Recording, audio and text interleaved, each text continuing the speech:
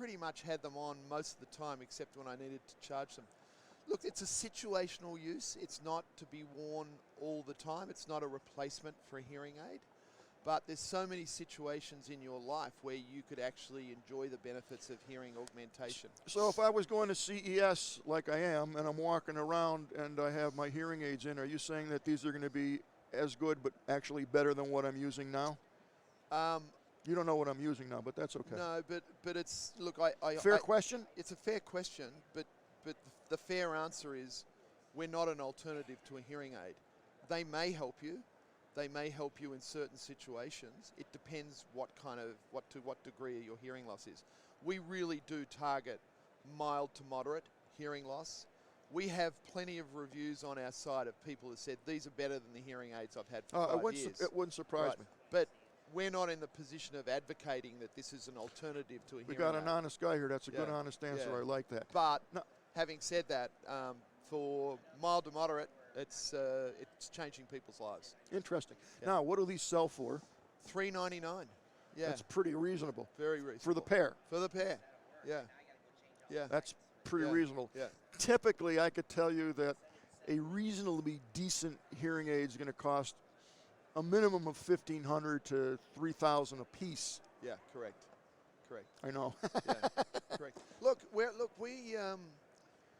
we believe we've got a role to play in actually making hearing health more accessible and affordable, particularly to those people that are early in that stage of hearing challenges, right? So no one's been caring for them up until now. The hearing aid companies, frankly, are more interested in people that have got more severe hearing loss.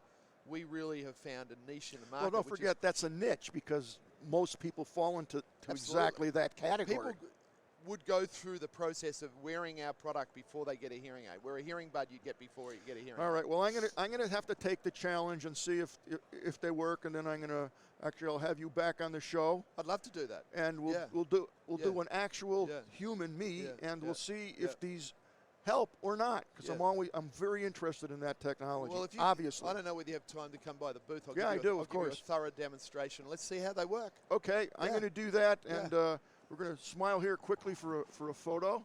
Cheese. It's always cool to do this show because you just never know what you're going to learn and what you're going to hear. I always love being interviewed by someone that knows a little bit about hearing loss. Well, it's my pleasure. I mean, hey, we help each other, but I'm a firm believer in this stuff, and I'm also I guess one more. Hey, it's live, folks. I'm also a firm believer in I've been around this and a lot of other medical technologies. I've been covering them for years, but don't get locked into this, FDA. Thank God they're here. Don't misunderstand me. But a product like this is going to be affordable, where a product like what I'm wearing now, for many, many people, is not affordable. And this might be the difference between helping the average guy here or not here. So I love this stuff, and I thank you so much for coming on our show. Thanks for having me. Appreciate it. It's my pleasure. Come by the booth, okay? I'm definitely going to do that. Where's your booth, by the way? It's 4473. Oh, so you're right here. You're right here. Okay, great. Look forward to we'll seeing you you soon. My pleasure. My pleasure. Okay, we're going to queue up for our next interview. I love doing this show. It's so much fun. Like, wow. I just learned my fear for driving in an auto car has somewhat waned, although the people that come with me, they don't want to click it on auto. Last night we were in this car, and I wanted to go auto, and the person that was with me, So we'll see. So now we got the auto driver car, and we got the hearing aids, and now we are going to put the headset on.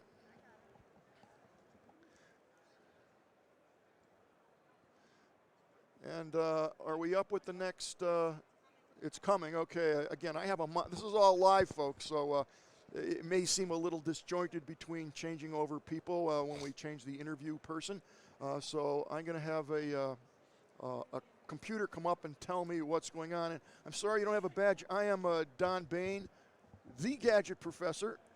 Nice to meet you. I'm Luke Fox. And your name was? Luke Fox. Luke Fox. Luke, what brings you to CES and to being interviewed here? What are you doing? Absolutely. So I'm the CEO of White Fox Defense. Okay. We're here because we're a drone aerospace security company. Okay. And you must be pretty busy. Very, very busy. That's good. And there's a lot of drone technology that's here at CES, and we love drones. and we're here to help ensure that they can fly safely and That's freely all good. throughout the world. That's good. I understand that we have the president's daughter here, Yes. and she's going to be delivering a speech soon, I guess. So the security here is, as it should be, extra, extra, extra tight. And I'm sure she's being protected or at least watched by our drones somewhere. That's exactly it. And what How we did I want- know that? No. Well, we want to ensure she's not being watched by the bad drones, though. Yes, yes, and there are bad drones. There's, with any technology, extremely powerful technologies, when they are ubiquitous, some people use them for good, and then some also sometimes use them for bad. Now, you actually don't make the drones. You make the technology that runs the drones or the security that goes onto the drones. Yeah, so what we do is we make the technology that stops the bad drones. So you think of it Oh, as okay. it's like a firewall for So the it's, sky. okay, a firewall for drones. Exactly. Okay, interesting. So drone tries to fly over a nuclear power plant, over a prison, over Ivanka Trump, and that drone needs to, one, we need to know it's there. We need to know if it's bad, and if it's bad, it needs to be safely removed from their Now, space. how do you know that, and how do you accomplish removing it? Well, that's the secret sauce. Okay. So what we do is we Cool. we analyze all of the drones that are flying in the air around it, like a facility or a person. So we have a technology. It's a device. We have a handheld one called the Scorpion. Then we also have a drone Fox, which is installed at a facility. Knows when the drones are around, detects the signals from them, then generates unique identifiers to know if that drone is supposed to be there or not. So like a whitelist. Okay, so there's X amount of drones always in the air, at least today there Exactly. are. And they all have an ID number, correct? Yes. And you're going to go out, handshake with that ID number and say, yeah, you're there, you're fine, or whoa, whoa, we don't see you on the list. Exactly. Is that it? And or part am I simplifying it? No, that's exactly it. Part of the secret sauce, though, is we're able to do that completely passively. So the drone doesn't even know that we're there.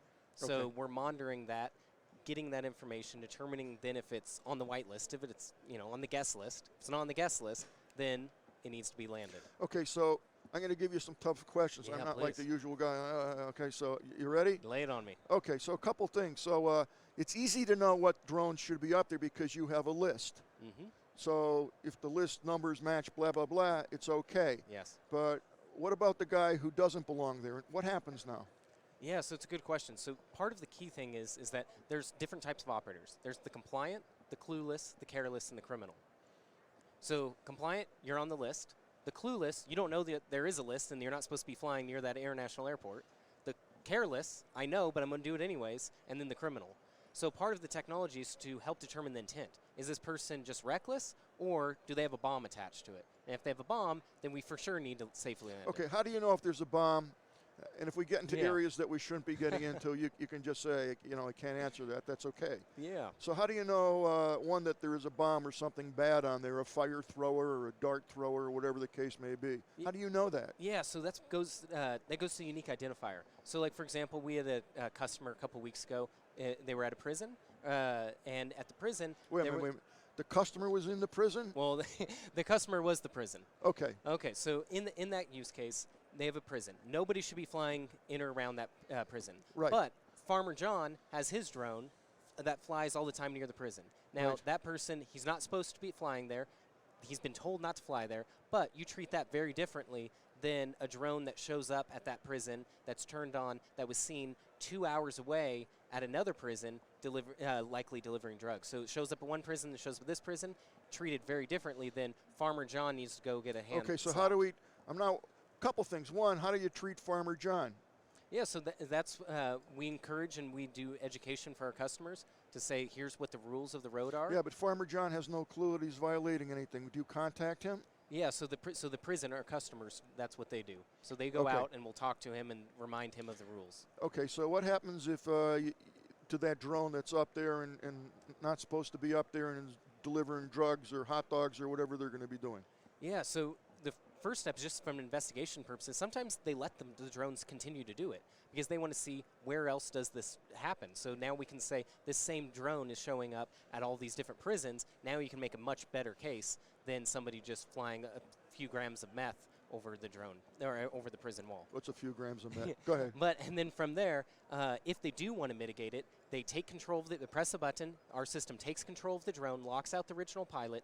They don't know what happened. They think that an error happened. And So all of a you sudden, overtake the drone. Exactly. Takes control of that individual drone or set of drones, so good drones can keep flying. But Really? it takes control of that one and safely lands it or reroutes Well, it. what happens if the drone has an operating system that you don't know about?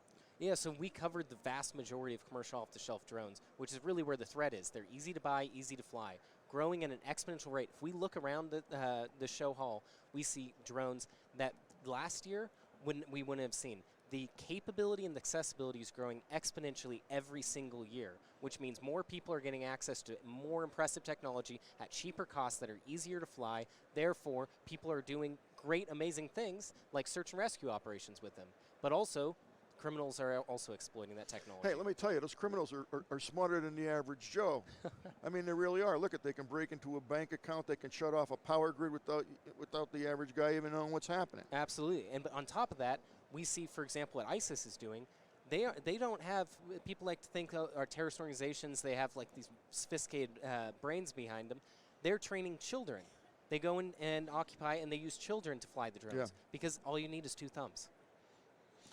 So it's interesting that you can actually take over the drone. You can disrupt its operating system, if you will, and take control of that. Exactly. How proficient is that? What percentage do you think, in your opinion, you can do that? 90% of them, 100%, 80%? So nothing in security is 100%.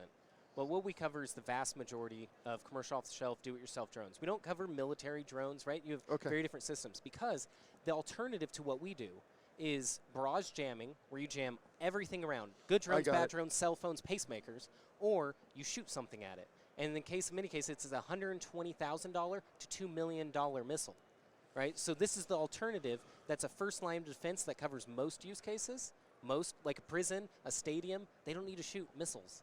That's awesome, though, because it was something I never thought about. I guess I thought about it, but I never really, sat and said, what would happen if? So it's good I did not know that there were companies like yours that would actually supply security against the bad guys. Absolutely. It's kind of comforting in a way. Well, and that's exactly it. It's comforting. And that is exactly what we're trying to solve for. If you look outside your bedroom window and you see a drone flying there, do you feel comforted right now? No. No, right? And that is a shame because that drone could be doing so many good things for society, and yet we naturally go to fear.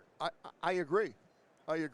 But as a consumer, how am I supposed to know? Are they supposed to paint the drone? If it's a white one, it's good. If it's a black one, it's bad? Well, there's actually a particular country that they have that. It's illegal to own or use a specific paint color because that's how they identify the drones. What we do... What country is that?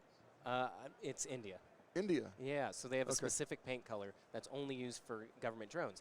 But that's really not a way so that you can have absolute assurance that drone's supposed to be there. That's where the technology that we have, and we're actually working with the White House, with the FAA, with many agencies to uniquely identify drones, remote identification. You have an amazingly cool product, and I'm sure your business is going to grow exponentially. Thank you for having me. You answered all my tough questions. I appreciate that. I hope I wasn't a real pain. And if people wanted more information about your product, where would they go? What would be your website? WhiteFoxDefense.com. WhiteFoxDefense.com. We're going to look over there, and we're going to go hi. Fascinating. Yes. I'm so glad that you came in. Thank you for having me on the show. It's my pleasure. Good luck to you, and I'll try to swing by White Fox and check it out. Well, there we go. We've had 3 I think, killer interviews. We're gearing up for our next one, so that should be fun.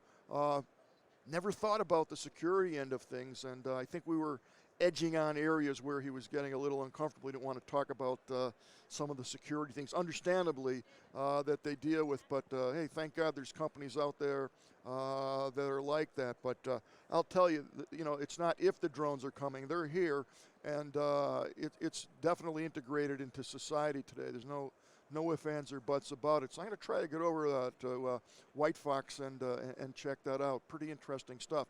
Okay, hi, my name is Don Bain, and I am the Gadget Professor, and you are, sir? Alexander Kurt. How are you, sir? I'm very good. You're good? Very good. And what's your company, and what brings you here? So our company is Living Packets. Yeah, I'm going to just put this up. You're okay. Sorry. Here you go. Our company is Living Packets, and today we are here presenting our product, the box, The reusable and smart packaging at the CES, and for the very first time for the US market. And where are you from?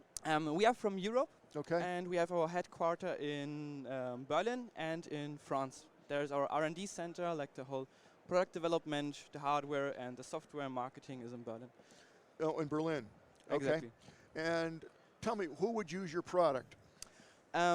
Basically, what we are offering is a complete alternative to cardboard packaging. Like the box is reusable up to 1,000 times. Really? Yeah, up to 1,000 times, and it's full of all kinds of. Did you bring a box? Actually, our CMO is rushing to get one. Maybe we have it in 2 minutes or something. Okay, we have to wait to see the box, but go Yeah. ahead. And yeah, so the box is full with all kinds of sensors. It's fully connected. There's 4G, 2G, it has Wi-Fi, Bluetooth, So NFC. I could use this box, whatever I send, I can actually track where the Exactly. box is. You know in real time where it is anywhere in the world, and you know exactly what's happening. And If how do I know that? What kind of GPS electronics is within this package? yeah, we are using the regular RTE modem, where we can easily track where the packaging is via triangulation. And So you're hitting this off a satellite. We're not using a Wi-Fi network. we are partly using a Wi-Fi You network. are? Yeah, but just in the warehouses of our partners. Since we Right. are working very closely together with the e-commerce companies, with the delivery companies, like also with insurance companies that have for the very first time transparency over the whole delivery chain. That's interesting. And what we are offering is not just packaging that brings complete new features and services to the customer, but also allows a complete optimization of all the existing processes in logistics, starting with the e-commerce, with the warehouse, going over the whole delivery chain, the different logistics providers in between. And we can, with Wi-Fi and with the whole connectivity, we can connect with their internal systems. We basically also have a plug-and-play solution for that, to be able to be directly connected to their warehouse. And we can optimize basically every single process of the whole warehousing and of the whole delivery, basically. Yeah. Different sizes of the box? It's a one size, but in this one size there are two sizes actually. It's a 25 liters. Sorry, I'm. That's okay. Since I'm from Europe. That's okay. No problem. 25 liters and 1 liter. My audience is so sophisticated; they do the conversions in their Okay, head. Go ahead. Great. And so when it's unfolded, like ready to ship something, 25 liters, which is roughly the size of 2 shoe boxes. That's Close enough. about 70% of all e-commerce deliveries fit in that size. And even when the box is empty, you can use the space to send documents. For example, you can fold it, you can send documents, you can send a laptop in this case, you can send an iPad, for example, you can send phones very easily. So it's a service then. So if I wanted to send something via your company, where would I go and what would I request? How would I do that? Is that available to the consumer now? So what we are doing is we start with the e-commerce companies as a market entry point, which means the e-commerce companies offer it to their customers on the website. I see. Additionally, like you have the usual checkout with the kind of delivery you want to have, express, premium, standard delivery. And on top of that, now you can also choose, do you want to take regular cardboard packaging, Right. or do you want to take the box, the smart and reusable packaging? And the thing also already here is that we offer it for the customer for the very same price as cardboard packaging. Really? Yes, because we are what we invented is a completely new way of basically doing that kind of business, and we call it packaging as a service, which means you just pay per one trip, and we take care of the whole recirculation and bringing it to the companies and people So that it's have the highest very use. cost affordable. Yeah, absolutely, absolutely. It is actually even better than cardboard packaging, because the calculation is quite easy. One box costs roughly 100 times the price of a cardboard packaging, but since you can reuse it up to 1,000 times, it's actually the effective costs are actually 10% of cardboard packaging, and therefore So we do you- offer it for the very same price. The box is here. I could see it coming up. We Oh, yeah, got it's the coming. box. Check this out. The box Perfect. is here. Oh my God. Yeah, bring it on. Bring it on. So Okay, yeah. we're going to put it right here. So I'm going to disappear for a second behind the box. Here is the box. It's kind of like, it's not styrofoam, but it's... No, it's EPP. That's it's expanded EPP. polypropylene, and the special thing with expanded polypropylene is that it is actually 98% air and 2% plastic. It's very all of it, light. yeah. And here we have barcoding. Should I turn it around this way to see the barcoding a little Yeah. bit better and the data that's on there? We got close-up of that. So there it is, and on the top or whatever you have another barcoding here Yeah, that's for us internally. But what you can see in the front is Yes. actually an e-ink display. They are officially our partners. Also, we announced it yesterday. And what you can do with this e-ink display is that you basically you can have any label in a matter of seconds. As a customer, you can send things with this in 30 seconds. You just what you want to send, you just put it inside, close it, push the button in the app. You just pay, you choose the contact that you want to send something to, and in 30 seconds, everything is ready to ship. So am I buying this box and using it 1,000 times, or I'm just using the box as I need it? You're just using it when you need it. We Okay. take care of the whole recirculation. We pre-finance the boxes, actually. We pre-produce This is them. a great idea. And we offer them just for one trip. And we just charge for one trip. So Excellent. So Okay, right here, it's Don, real. can I ask a question? Sure, Scott's Okay. going into us. Yeah, please. Okay, so the e-ink display on the end replaces the labels that you would normally Absolutely stick right. on. So when we say we're going to ship this, the e-ink display over the network just updates to the shipping label Absolutely for whoever right. we're How sweet using. is that? absolutely right. That is amazing. And it's Not it's just that, light. but you can also bring a completely new customer experience. When we deliver the packages, they know where they are. They know Right, when they you got the arrive. package. When they arrive Right. at their destination, and they can, like, even as an e-commerce, you can send a message. I think in front of everybody it. should be using this. Can I don't want to open. Well, I'm one sure thing you I can do- open it. You Yeah, can one second. I want to show people that this is really user friendly, because right here, smart. They put the actual QR code here that you can scan in. You can go right into your smartphone, Google Play, or the iOS App Store. So real nice and easy. We're going to open it here, but I'm going to let you're going to open it because I don't know what's in here. So here, what you can see in here is actually a holding mechanism Okay, I got it. that replaces put all it something kinds of like filling that. materials. So no additional plastic, no additional cardboard inside is needed anymore. You just put what you want to send inside, close it, and everything's done. The whole shipment is done. There's also a weight scale inside, so you know exactly how much the goods you want to send weight. There are temperature sensors, shock sensors, there's an accelerometer inside. So when on the route, when someone drops the box, for example, you get a notification in real time and you know exactly what's happening.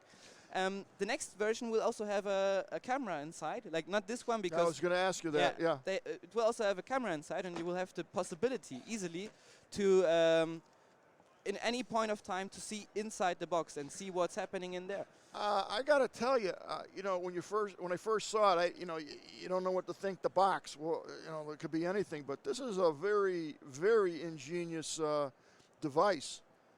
Thank you. Very ingenious. I'm really impressed by this, and the functionality of it is mind-boggling. It really is. How long has this been on the market? Actually, what we did, especially over the last year, was we did a lot of tests I'm with sure. the box, because what we want to do is we want to mass produce it in a very, very high amount, and Sure. this means we have to invest a lot of money by ourselves.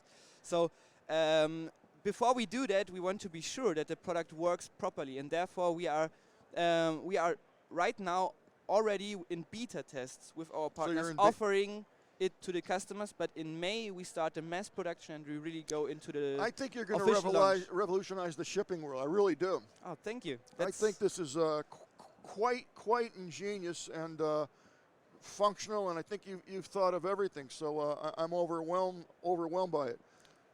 Really. Oh, thank you really, really much. So also one thing that I wanted to say just about that is like that there are really tons of things to explain, tons of new services that we are offering that I don't want to get into the details now.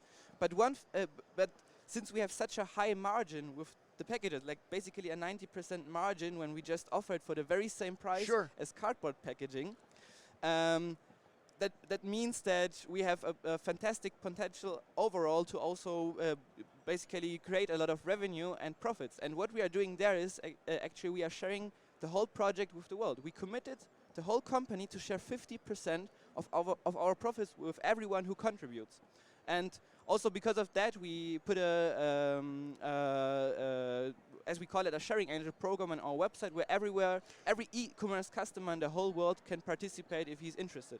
So two things. If someone wanted more information, they would go to livingpackets.com. Absolutely right. There you go, right there. I'm going to check this out. Oh, gladly. And I'll tell you what, we're going to bring you back on to the Gadget Professor show way after CES. If you'd like to come on, and That would be great. Yeah. we'll go into this in Indeed. depth. And I'm blown away by this thing. It's really, really cool. I appreciate. You got a that. winner here. Thank you very much. You do.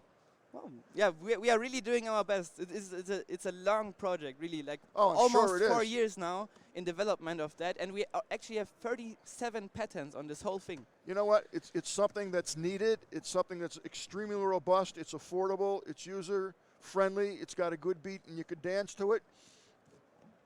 What else can I say? It's awesome. All right, we're going to take a quick picture with you, me, and the box. Ah, there.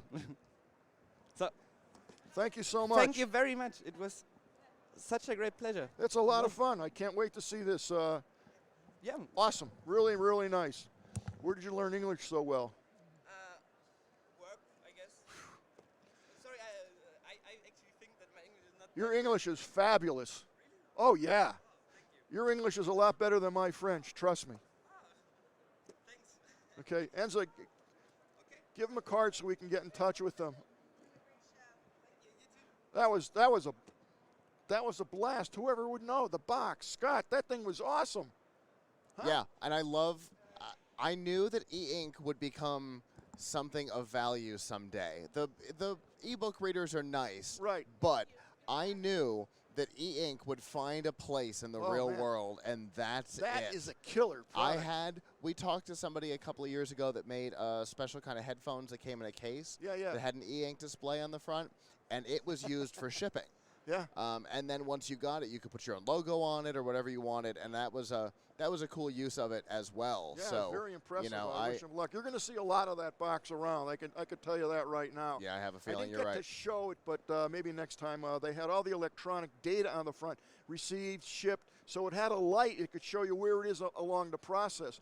Very, very cool. Very cool. Okay, this is Don Bain, the Gadget Professor. We are coming at you absolutely live and in color from CES 2020, and I am with. I'm sorry, our computer's not here you working go. at the moment. With Eric Wink. Eric Wink, how are you, sir? Very good. How are you? I'm fine. And you're from what company? From Hyper. Hyper. Okay, what can you tell us about Hyper? Yeah, so Hyper provides IoT connectivity in remote and rural areas, specifically aimed at IoT applications. So remote area like Scranton, Pennsylvania would be a remote area. Probably, yeah. I'm just kidding, Yeah, folks. You know I'm from Scranton. Go ahead. No, if you look at the connectivity, only 10% of the globe has, let's say, connectivity at the moment. Is that right? Yeah, that's about 90% of the people, though. But in the remaining 90% of the world, if you want to communicate, you need satellite connectivity. Sure. And for IoT, that it's expensive and power hungry. So what That's correct. we did is we said, can we combine terrestrial communication and satellite communication? And so we created a satellite network with the power consumption levels of terrestrial networks and the cost levels of terrestrial networks. Really? Yeah. So you have your own satellite network already up there. Yeah, we launched 2 satellites, and we have another 2 planned early next year. Where did So, you launch them from? we launched one from with SpaceX, Yes. and one in India. Okay. That's interesting. So what do these devices look like? What would I use them for? Give me a situation where I would want to use your technology. Yeah, so we're in many of the primary industries, so in smart agriculture, in logistics and supply chain, mining environments, those type of environments. That's what you would typically see them. Interesting. And what would the device consist of? It's basically a very simple basic sensor, which tracks movement, temperature, soil moisture, those types of things, and we connect that to our modem and antenna, and then that allows you to send a message a day to our satellites. So we're sending data in whatever shape or form that could be. Yeah, exactly. And what are there a variety of sensors that one would Yeah, so use to that? we don't do sensors. We basically enable the sensors. So basically, if you look, a lot of the big problems we have or big challenges we have in society, for instance, like food production. 30% of the world's food production is wasted, is spoiled because of poor transportation, poor monitoring. You guys got to use the box that was just up here. Did you see that thing? Yeah, it was cool, really cool. So we can help with that. We can help with post-harvest monitoring of crops. Is it in good condition and reduce waste?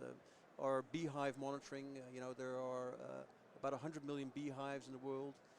They're in trouble. 70 million of those beehives are in unconnected areas, and if mortality rates are about 40% of unmonitored beehives. Are they really? If you monitor them, you can reduce mortality rates to 10%. So, the simple tools have big impacts. So what industry would you say that you focus on the most at the moment? At the moment, there's a bunch of these, a bunch of different ones. We have about 70 pilots going up right now. We have 2 satellites up. We see a lot of traction within, agriculture, transport, logistics, but also in smart energy. We see a lot of different use cases. And why would you be at CES? Who are you looking to attract? Yeah, so who is your customer? Yeah, so we're a Dutch company, and we were let's say nominated as national icon by the Dutch government. So we get a lot of Dutch support. Wow. And they have this innovation booth with lots of Dutch innovation. Oh, I see. That's awesome. Yeah, so we came there, and we're combining this with fundraising and talking. And for us, this is the first time. It wouldn't be the natural environment to be, but it's fascinating. It's to be exposure. Here. Oh yeah, exactly. Yeah, it's fascinating. Yeah. But the thing that's neat, and I point this out every year. The thing that's neat about CES is it's connecting the dots. For example, we just had that box which blew me away. Now we have your technology, and to me there's some synergy there. But what happens is by you attending, you actually get exposure to all these companies that have all these technologies, and that's how they connect up. The car, the automated car, the car that the solar powered car.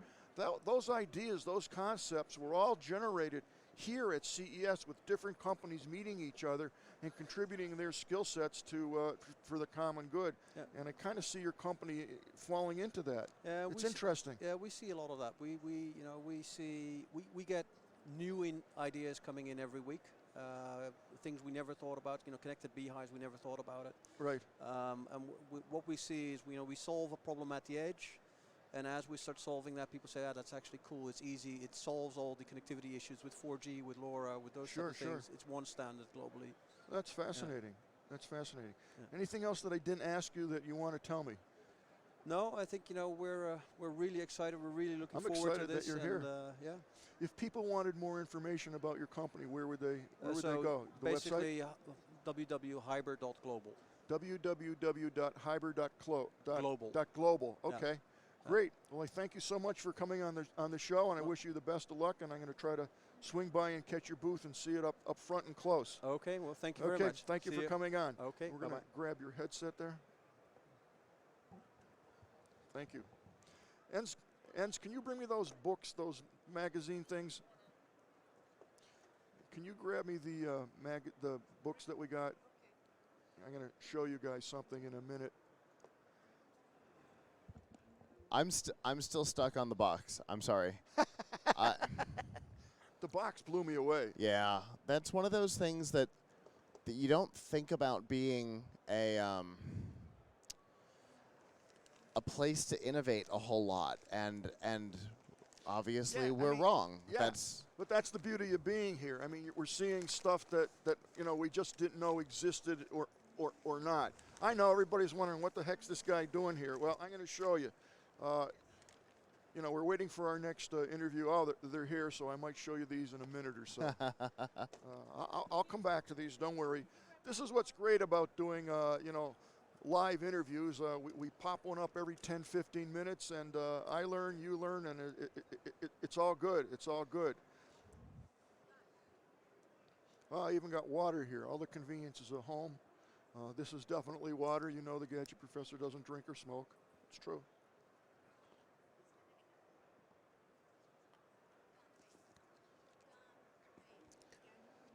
As I'm looking behind me here, it's still not full, but again, it's relatively early. They open up at 10. It's 10 after 11 right now-ish, and it will start filling up. It takes a long while just to get here because of traffic and also, the influx of people all trying to register and get their badges. And We'll periodically give you a flash back behind me so you can see the showroom floor. Okay, hi, my name is Don Bain, and you are... Don, nice to meet you, man. Jess Bickhart. Jeff, I can see you're right up there, and you're Yeah. the founder of Minnow? That is correct. So what does Minnow do? I have no I'm going idea. to talk about movies and TV shows today with you. Does that sound fun? Everything sounds fun, but I I'm love ready to do that. Great. So we are a software application that exists on your mobile phone, your television, your connected TV, and tablets. So it's an app that I'm going to download? I think you should. Okay. Whether you're on Apple or Android devices. Okay, so it's called Minnow. Minnow, and what we're doing is we're aggregating all of the streaming platforms. So the big problem, the hair on fire thing that we're solving is, I'm sure, Don, you've experienced this, but you're sitting on your living room couch and you're scrolling and scrolling and scrolling. You can't find anything to watch. Then you go to HBO Now, then you go to Prime, you go to Hulu, and you're still spending more time, right? Sounds about right. So why is it that we're doing that, Don? I was going to ask you that because you're not the only ones doing it. I'm a tough guy to interview with. Aggregators are huge right now because no one's doing it well enough, in my opinion. There's a lot. You know how many aggregators are out there? A lot. Web-based. How many are on all platforms, though? Probably like 3 or 4. At least, maybe more. Who's in but your go, head right now? Go ahead. Let's talk about some competitors. Let's go. No, well, come on. All right, well, here we go. So guys, you got to love this. This is all live. I never met him before. No, this is great. This is good. So, okay. So Don, so the average person in America subscribes to three to 4 applications, right? And Okay. we're talking Netflix, Hulu, Prime, yep. Yeah, and so we got 3 more coming next year. We got Peacock with Comcast. We got Right. HBO Now, Time Warner. And we got Quibi, which is Jeffrey Katzenberg's play, which is going to be very interesting. Again, Right. just on mobile, not necessarily on TV and web. And so what we're doing is this is the time to be aggregating. So instead of switching between apps, constantly looking for something to watch, default to one place. Build your trust and loyalty with one place. So we've built our UI like Pinterest and Spotify, right? So you can add movies across all the streaming platforms that you subscribe to, or any film or TV title ever made, and we'll tell you where to stream it. And You don't we'll have deep the link it app to it. here with you? I do. It's on my phone. You want to see that? I don't know if we can get a shot We of can it. throw it up later. But all right. yeah, so what we're doing is Okay, so I download the app. What happens? so you'll go to a screen. You'll say I have access to Netflix, Hulu, all that kind of stuff, and Okay. then we'll put you on the dashboard. And from the dashboard, you can see top trending, most popular across And all that the would be things you can across watch for all the free. platforms? Like, That's correct. okay. And then we deep link to it. So let's say you see The Witcher, which is streaming more Just watched streams that. than. Do you like it?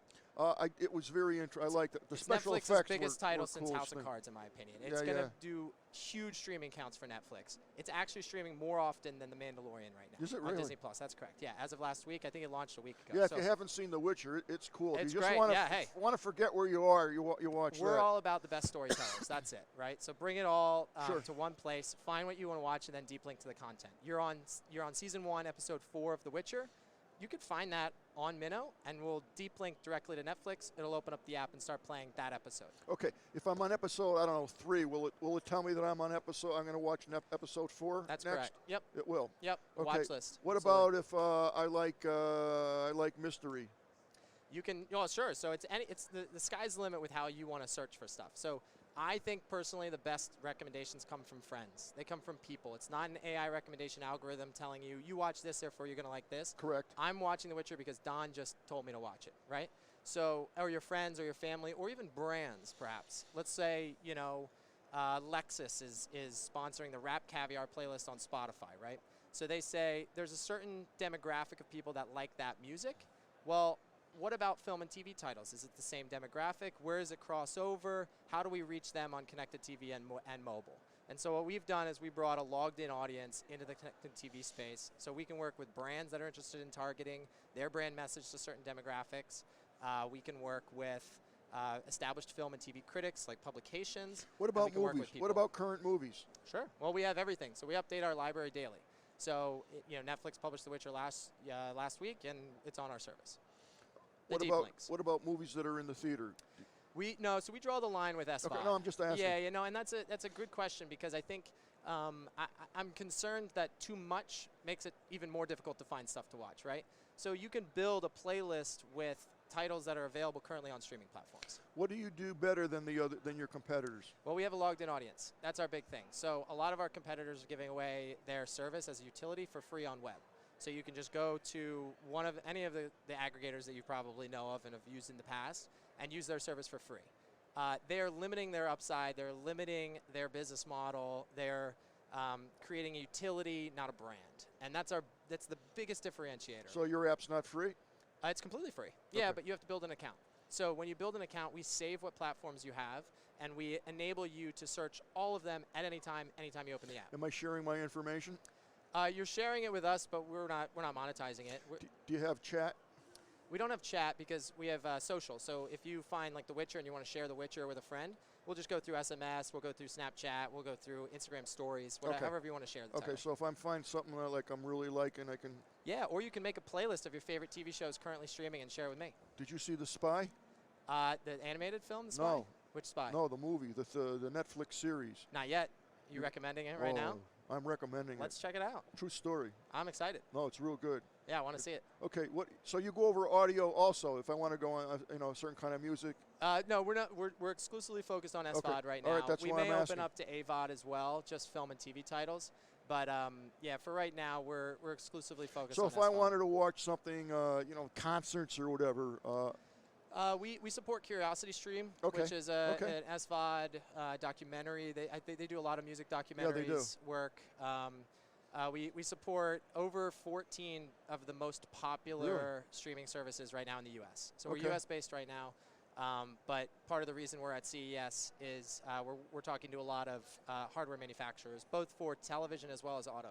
So your software now. Are you going to go into hardware?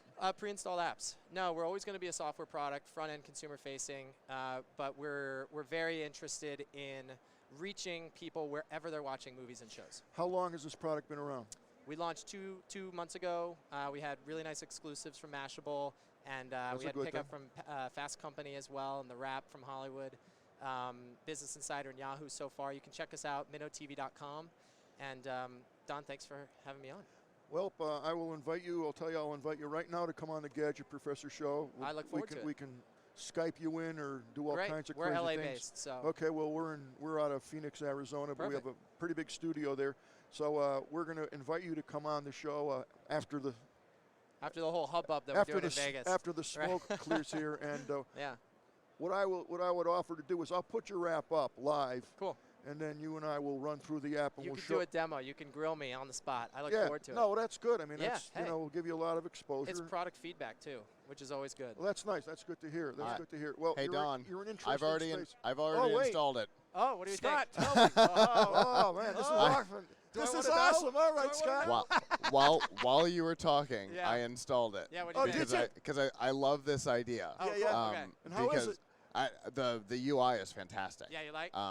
The one Hey, thing we got when another we're in. This Mark is Bruce fast here. I got to tell you, Guys, this is Scott's the whole on it thing. like bam, bam, bam. The reason we call minnows is because you're always looking for a small fish in a massive ocean of content. Uh-huh. There's so much, and you're going to see that from the moment you download the app. Look at some of the reviews on iTunes, on the App Store. Like, Yeah, people we are don't need freaking out. They reviews. love We it. do the They reviews. love it.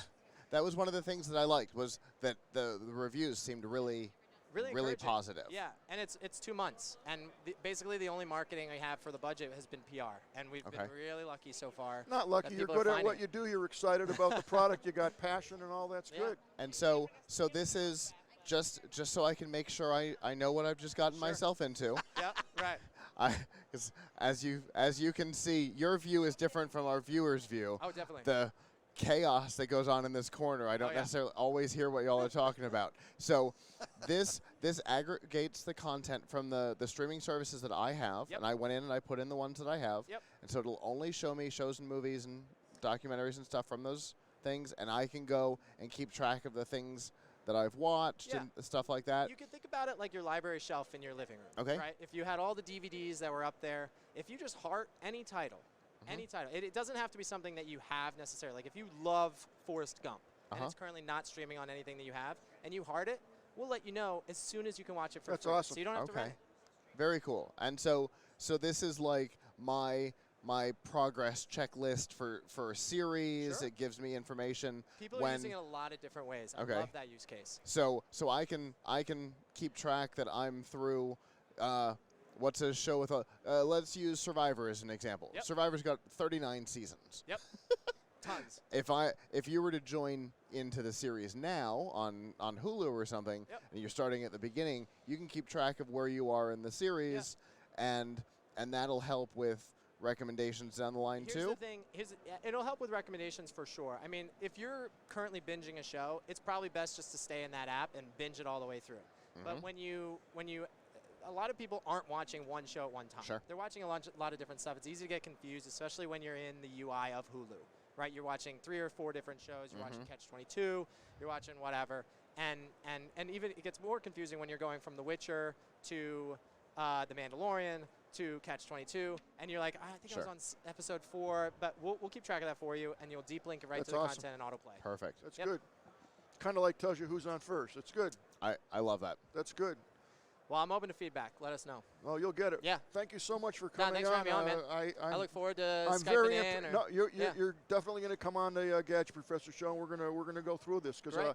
we spend a lot of time on the Gadget. Probably once a month I do streaming apps. That's Great. what we talk about. Well, it's Streaming a lot apps. of energy, a lot of focus right now in that Yeah, space. and it's so. hot. It's good stuff, and really it fun. helps you. It helps you Yep. keep track of who's And on people first. are watching everywhere. They're watching on their phones. They're watching on their tablets, televisions, laptops. Soon to be auto. It's going to be really and exciting. with personal- and now that Netflix on web and Windows 10 and don't always stop after 3 episodes. Yep. If you fall asleep Yep. to it, where did you actually autoplay. leave off? Right. Terrible. Get out of this in 20 seconds. What's your personal favorite right now?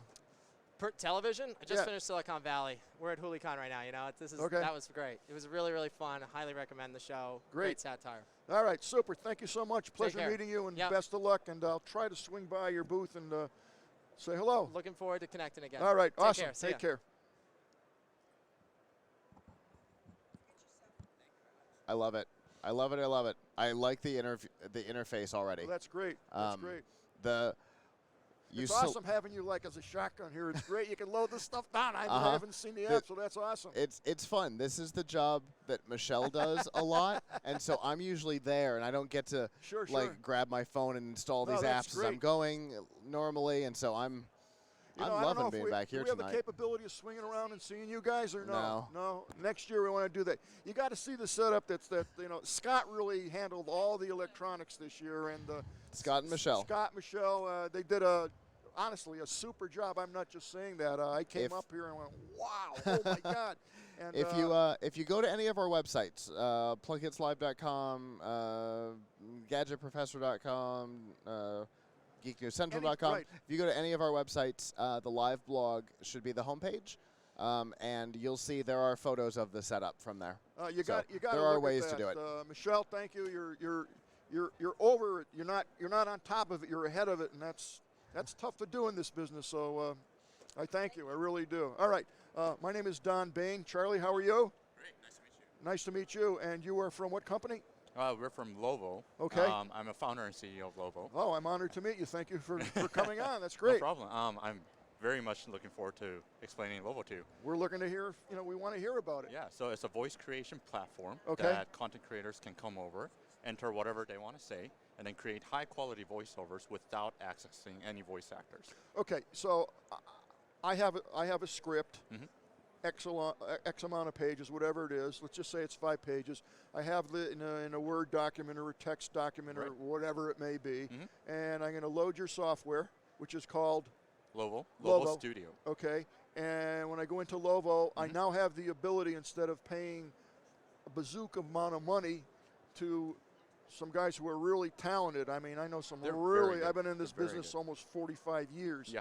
I know I don't look that old, but there's some really talented people. I'll tell you a story about one of them in a minute.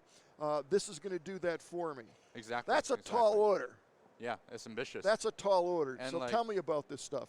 These guys, voice actors, they not only sound good, but they're able to express subtle Oh emotions. my God, They're yeah. able to act in very subtle ways. Yeah, and the breathing. I mean, there's a lot Exactly, to the exactly. voiceover. Okay. And so what we're trying to do is, instead of doing traditional TTS, we're really trying to model the humanness of speaking, like acting, expressing emotions, allowing machines to express emotions.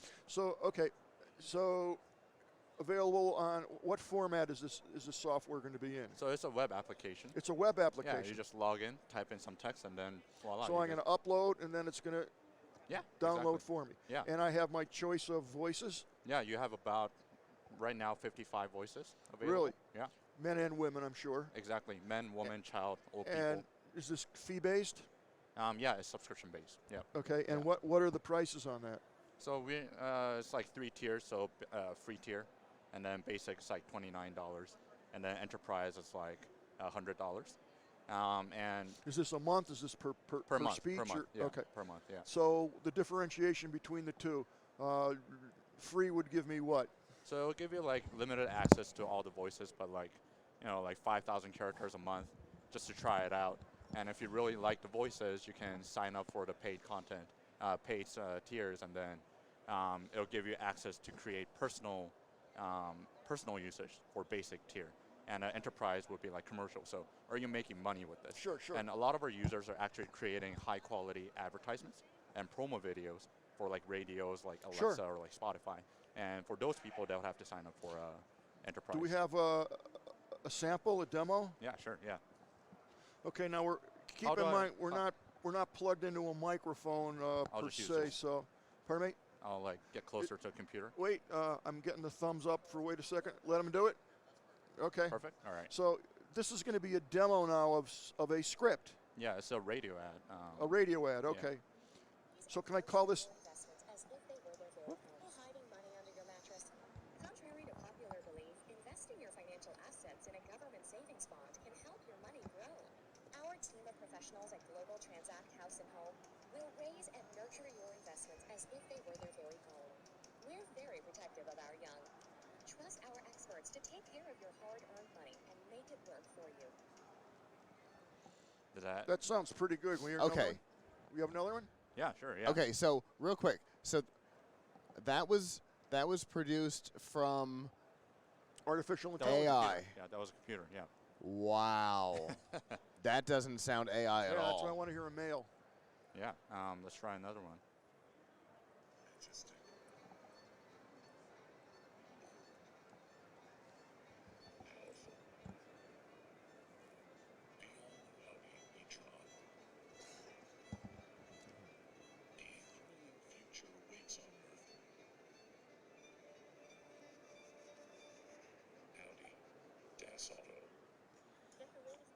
So that Scott- was a little softer, right? Scott, how's that sound? I can't. In post we'll be able to kick Sure. it up, Yeah. but Okay. wow, Cool, huh? my headphones are turned up way louder than Sure, yours of are. But yeah, that sounded great. Right, I yeah. can't believe that's AI. Yeah, so That's pretty impressive. we're trying to get there. We're trying to get there. I mean, we still can't get over the human acting. Like the emotion part is just Sure. not there yet. But we're But what about tonal quality? If I wanted someone with a raspy voice opposed to a smooth voice, is that delineated when I go into the website and I can have my preference? I want this, exactly, I want that. Yeah. So all of our voices have hashtags, and like they have the voice qualities, and you can search using. the So I hashtag. could sample them before I exactly. select. Exactly. What happens if I do one and for whatever reason I just don't like it? You can request custom voices. So I know you're a fan of your own voice, maybe. I don't No, know. I'm not actually. But go ahead. I mean, your voice is majestic. So like, Thank you, if thank you want you. to create a voice skin from your voice, we can do that too. You just need to So you read can you could clone a voice. Yeah, you can read 10 minutes of the script, and then you can use it right away. Really? Yeah. So So I I mean, can have you my don't need own to be here. virtual Don Bain. exactly. Why would you want that? That's what I heard. Right. I don't know why it was. I don't know. Yeah. Yeah. That's pretty fascinating. Thank And how long has this product been on the market? We launched just a month. So you're we're brand hot, fresh, spiking yeah. new. Exactly. Very interesting. And how do you go about processing or using the voice? Using the voice. Yeah, in other words, how do you decide what voices are going to be in that sample pool? So we get a lot of requests from our customers, as in like this guy wanted like a Scottish voice that would be used in some Viking setting, and we would go about searching for voice actor partners, and then we would partner with them in some like revenue sharing deal, and then we'll collect their data and then create a voice skin of them, allowing our customers to use it. Okay, so you're the CEO and founder of this company. So Right. this was your brainchild, this was your idea? Yep. Where did you come up with this idea? Well, so I realized the machines are beginning to talk to us, and we're beginning to talk to them back in a very natural way. It's just that the bottleneck is that, these machines, they don't sound natural enough. And we thought if machines can talk to you in a more natural way, humans can express themselves in a much more easier, faster, and more creative ways as well. So it goes back and forth, just machines benefiting humans and humans benefiting machines. So that's how it got all started. So you're dealing primarily with, I don't want to say discovering, but tinkering. I hate to use that word either. It's the algorithms that are giving you the. Yeah. Now, what are the future plans? Where do you see this product going? Right. So we want to get this to actual acting, so in games or in animations, in places where the subtle acting is required. Right now, we're just dealing a lot with advertisement and promotion videos, and a lot of the emotions conveyed in those videos are pretty uniform. They're all excited, they're all like happy, but we want to express wider range of emotions.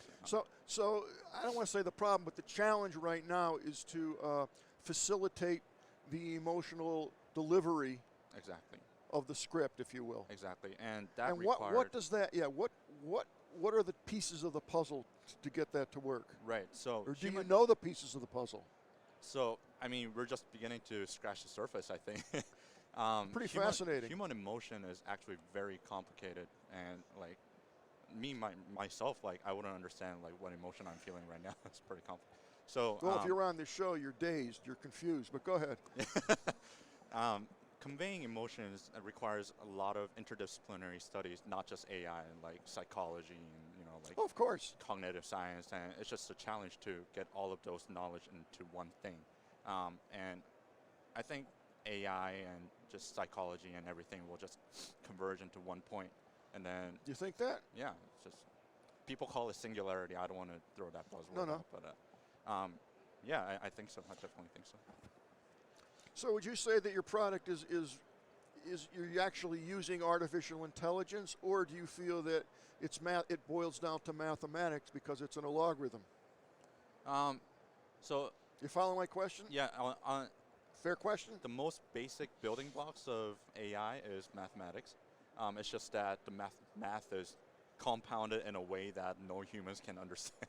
Well, there's a lot of properly. nuances that are in there, but that's kind of the key to the brain, to the soul, whatever you want to call it. But it's interesting that you're at the point where you can actually modify that. Is that a fair word or no? Yeah, I mean, Capture it and modify it. exactly.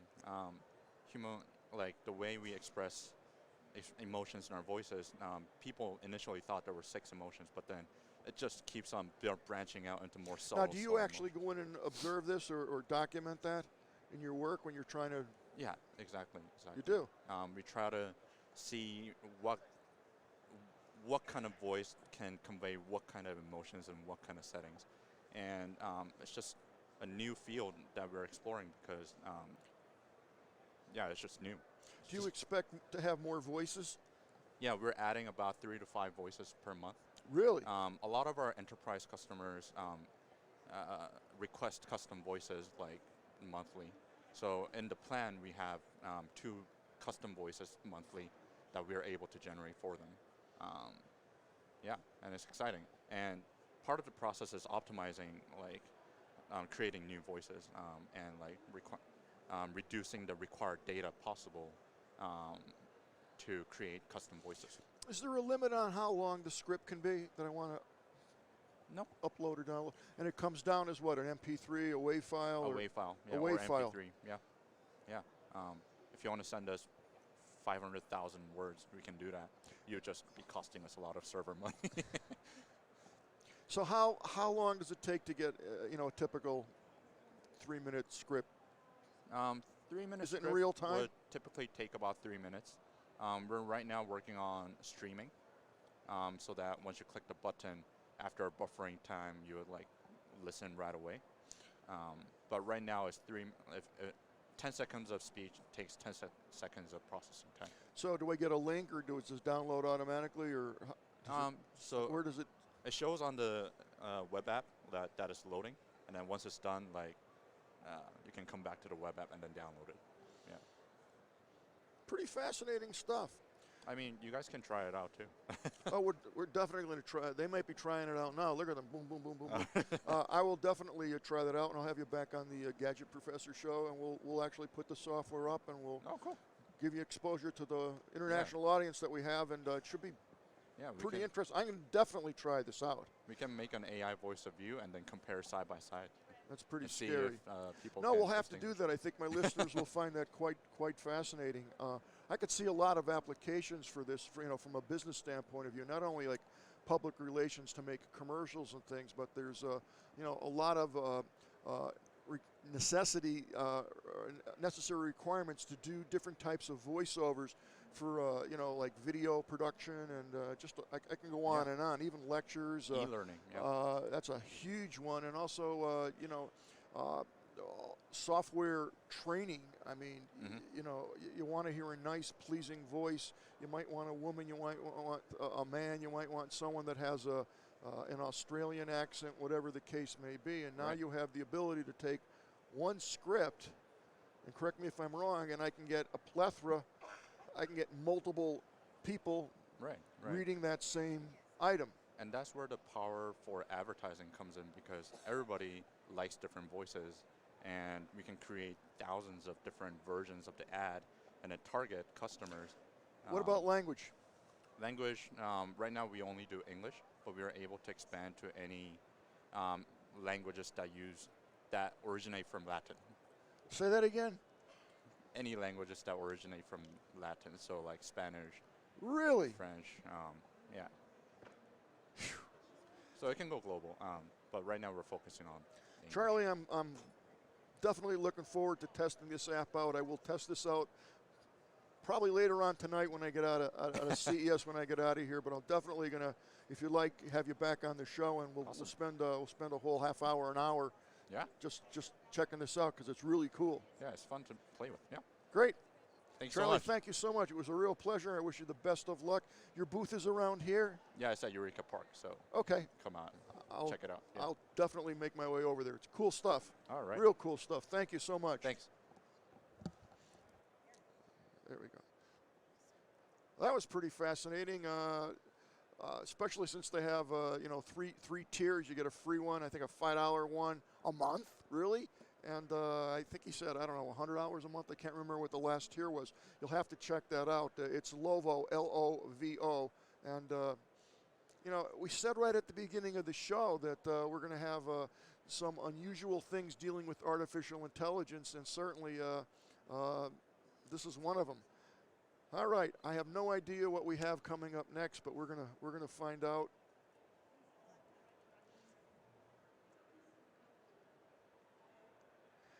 Okay, so we have Bebe Fit Light, and we're with Tony Park.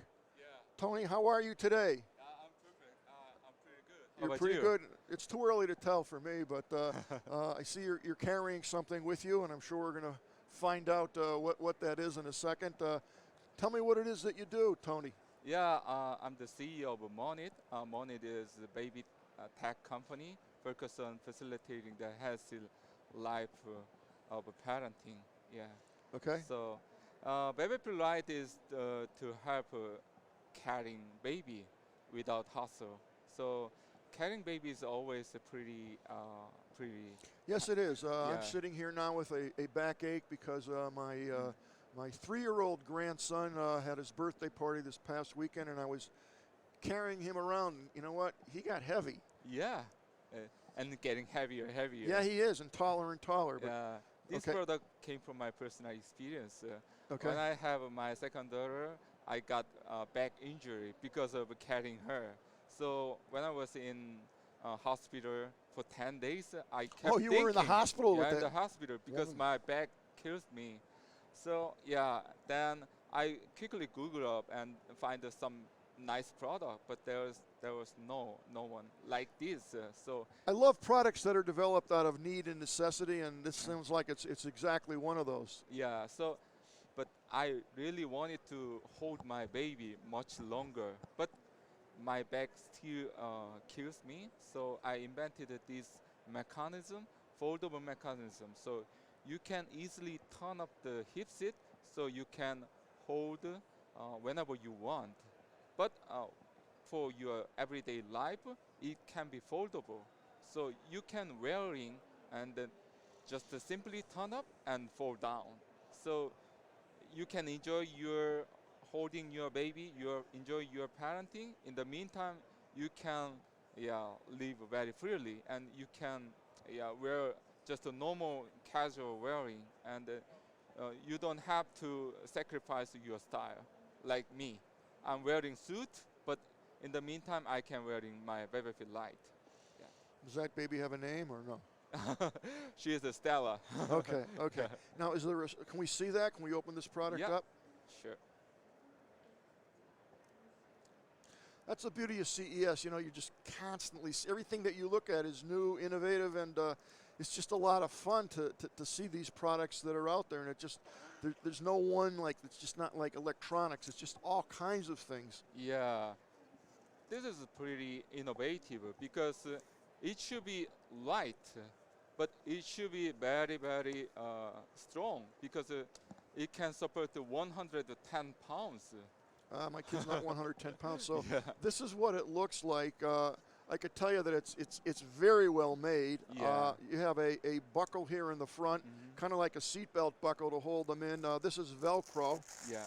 and there's a lot of it, so it's going to hold that baby in.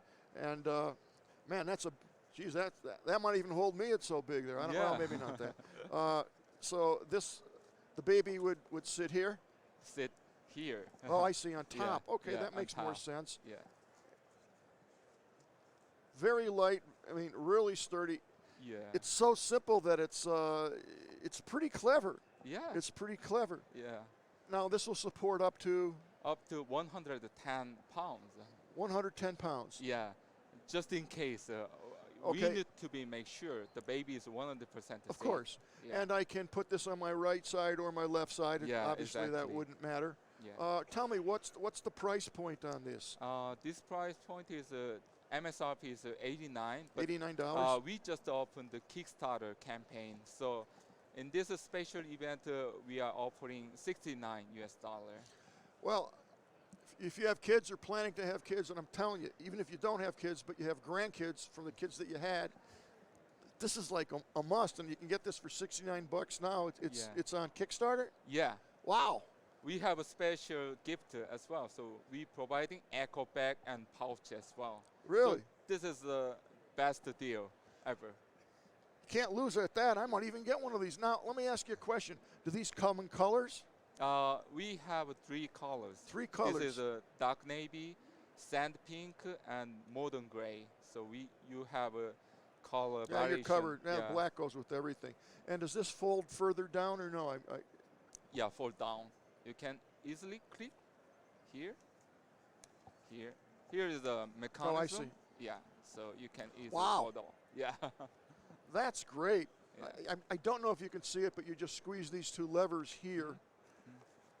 You just squeeze these 2 levers, one here, in, very simply, and then it just literally flops down. And you know, they're very light, very easy to carry. And boy, I got to tell you, it's definitely got to save your back. I can see that exactly. already. Very, very, very, very clever. Now, right now they're only available from your funding campaign, your Yeah. Kickstarter campaign, Yeah, correct? exactly. Kickstarter.com. Yeah. So you'd go to Kickstarter.com. And Bebefit Light. Okay. Bebefit. So it's Bebefit. Light? Right. Yeah. Oh, right. Okay. I would definitely check this out. This is a very, very, very clever idea. You have a booth here, or are you with an organization that brings in new items? Yeah, we have a booth in here. So you can find here 53500 aisle, and you can easily find our Bebefit booth. That's great. Now, you could use one on each side, right? Yeah, inside for twins. Okay, and you're gonna need one in the back if you have triplets. All right, this is a great product. I wish you the best with it. It's well made, I could tell you that. I can just, by feeling around, and I think it's very innovative, very creative, and definitely something that's very useful. I wish you the absolute best of luck with that for sure. Yeah, thank you very much. Thank you, Really thank you for appreciate coming that. on. It's my pleasure, Tony. Yeah, And I'll give you back your box here. okay. And thank you for coming on, and good luck with the kid there. Thank you. All right, let me take your headset here. There you go. Thank you. Here's your instruction manual, in case you need the instructions. There you go. Again, another very interesting product. And while we're having a slight break in the action here, it's about 10 to 12 here, and we'll have Todd Cochran, the Hall of Famer, coming on immediately after I leave in about 10-15 minutes. So you can watch Todd, and then I think we have Marlo, and then I think Scott's going to be wrapping it up today. So that should be good. Again, I thank this phenomenal tech crew that we had here. They haven't missed a beat, and this next interview should be extremely interesting. And there it is. Company looks like it's IVEA, and we have Gene Karam, it looks like. And he's on his way in right now. I don't know if we have a magician coming up, or I don't know what's going on. This is going to be different for sure. All right, as I turn back, maybe we can take a quick peek behind me while we're getting up on the camera below. So you'll see a quick look of the hall. It's nowhere near full yet, but we're getting on our way. And we have Mr. Gene Karam, the CEO. I want to say it's Iva? Yeva. How are you, Gene? How are you? Nice meeting you. My pleasure, sir. And what brings you to our CES interview today? I feel like I'm underdressed sitting next to you. I need to get a suit or something. I feel like this is the word of beauty. You know, if you're in beauty, you have to be beautiful. Otherwise, it doesn't work. It's very nice. Very nice. Nice meeting you. It's my pleasure. Thank you. So, what do you bring us today? So, today I'm talking. Actually, let me just bring this up one little bit there. That's good. Okay. There we go. So today I'll be talking about Yeva Innovation. Yeva is my latest company. Okay. And Yeva is technologies for life, and we started releasing the products on the market early this year with Twincy, and on CES we're launching the new innovation, which is TimeC, which is the watch that watch you. Actually, we measure all the environmental stress around you, everything: pollution, temperature, humidity, UV, noise, luminosity. We measure your activity. What about stress from like my wife or my kids or something like that? This is difficult to I'm just asking. To quantify. In general, your wife don't give you stress. No, she's great. Right. So we measure all this. We measure your activity, your inertial activity, your heartbeat rate, Right. etc. And we translate them into recommendation: beauty, wellness, lifestyle, and nutrition.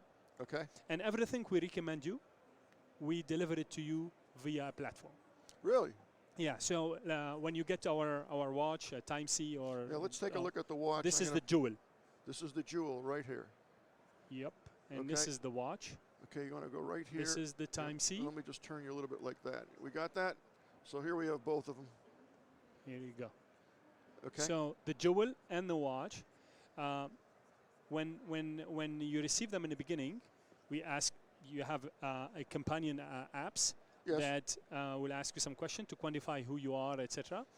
And based on this, we'll generate for you your regimen, your beauty regimen, your ritual for nutrition, etc.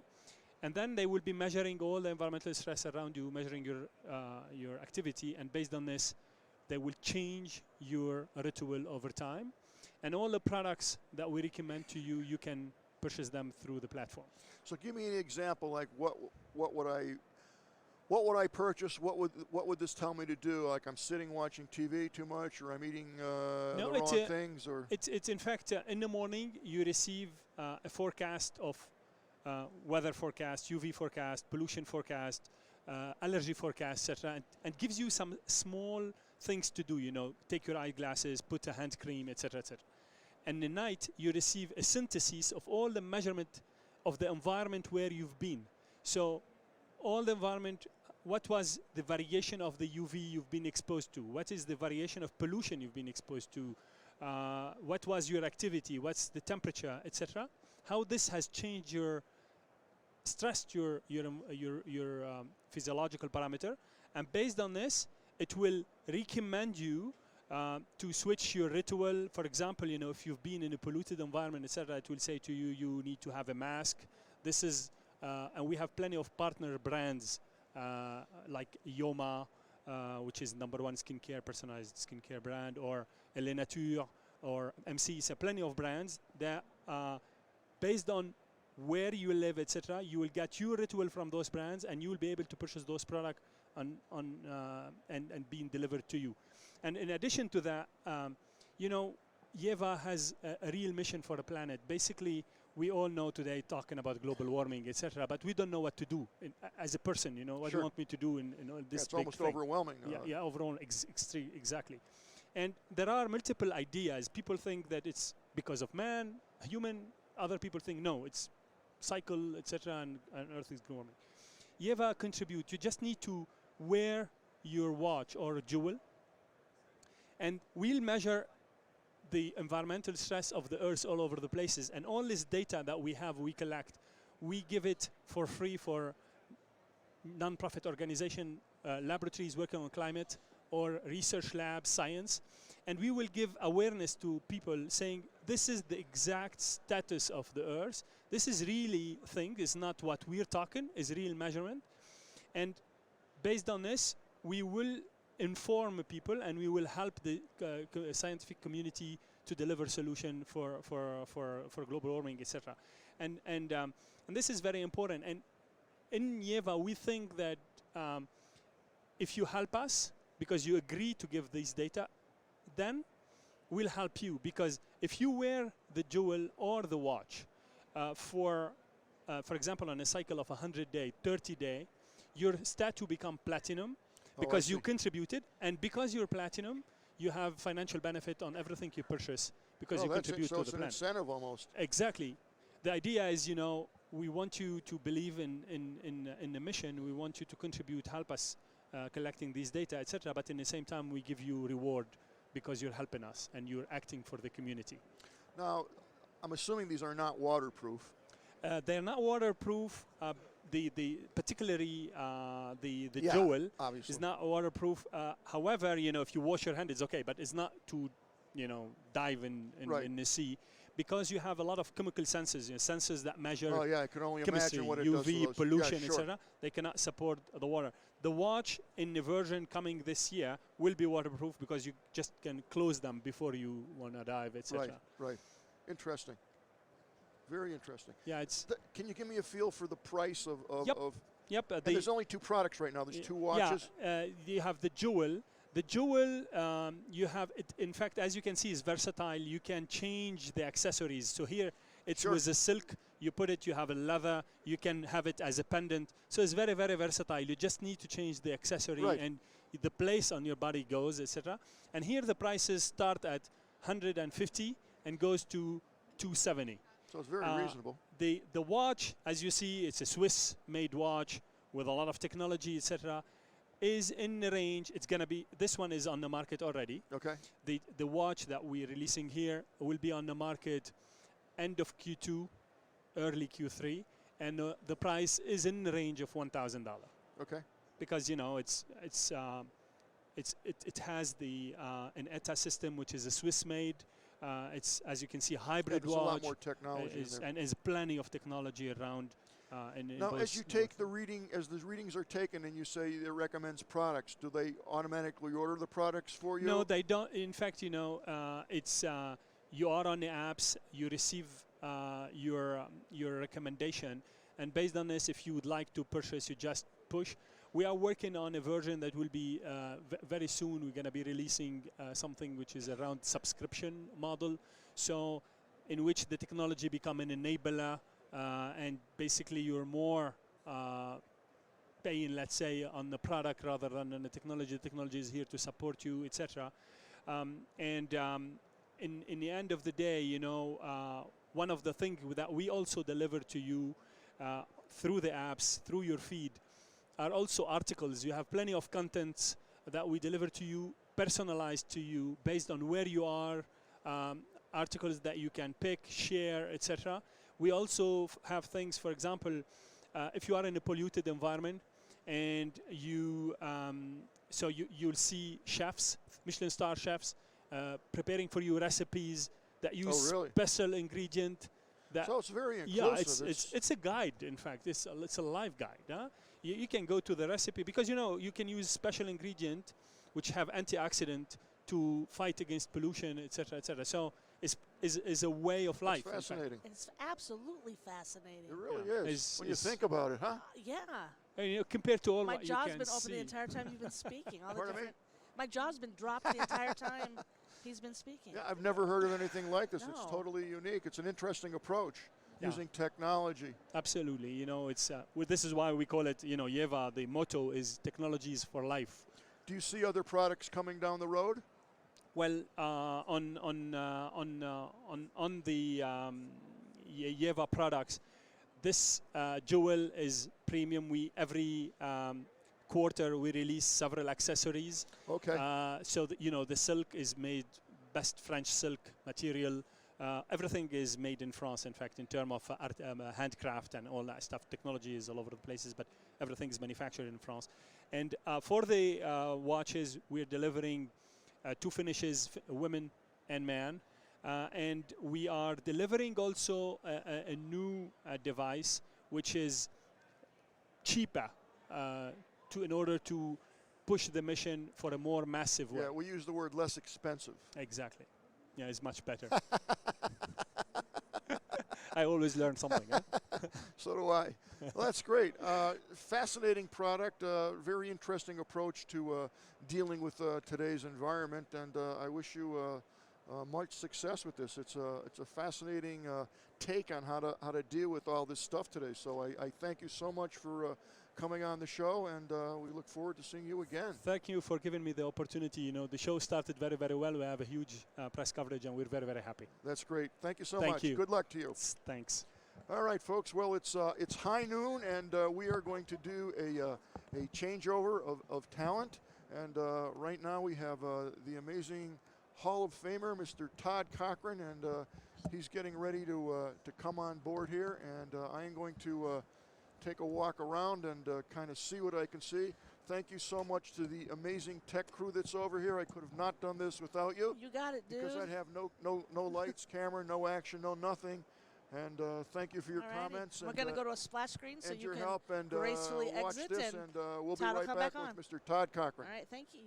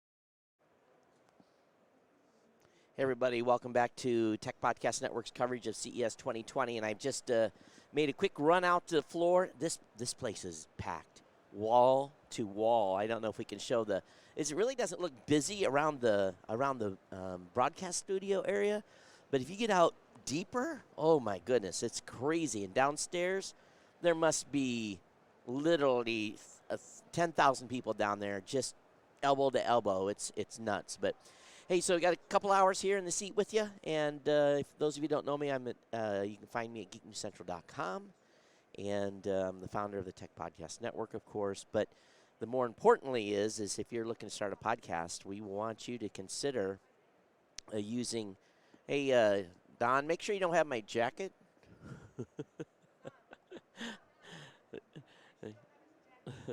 I think you got a double layer there. Don was going to take his suit jacket and my jacket at the same time. They were over the top of the. But anyway, hey, if you think about doing a podcast, consider Blueberry Podcasting. You can get started today with a 30-day free trial by using the promo code BLUBRRY004. It gets you a 30-day free trial to start becoming a podcaster. Maybe you can join us here next year at CES 2021. But we got our next guest. They're on deck, and they'll be up in just a few moments. But exciting to be back up here around a big deck. Got lots of room. A decent background for sure. Lots of stuff going on, and so exciting to see what we've got coming up as a product. And I have not seen the schedule, so it's going to be. I'm going to be blind, I guess, just as everyone else is. So.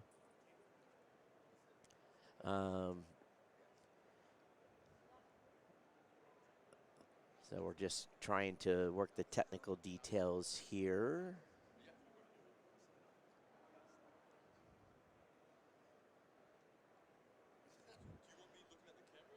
We'll just have conversation. Don't worry.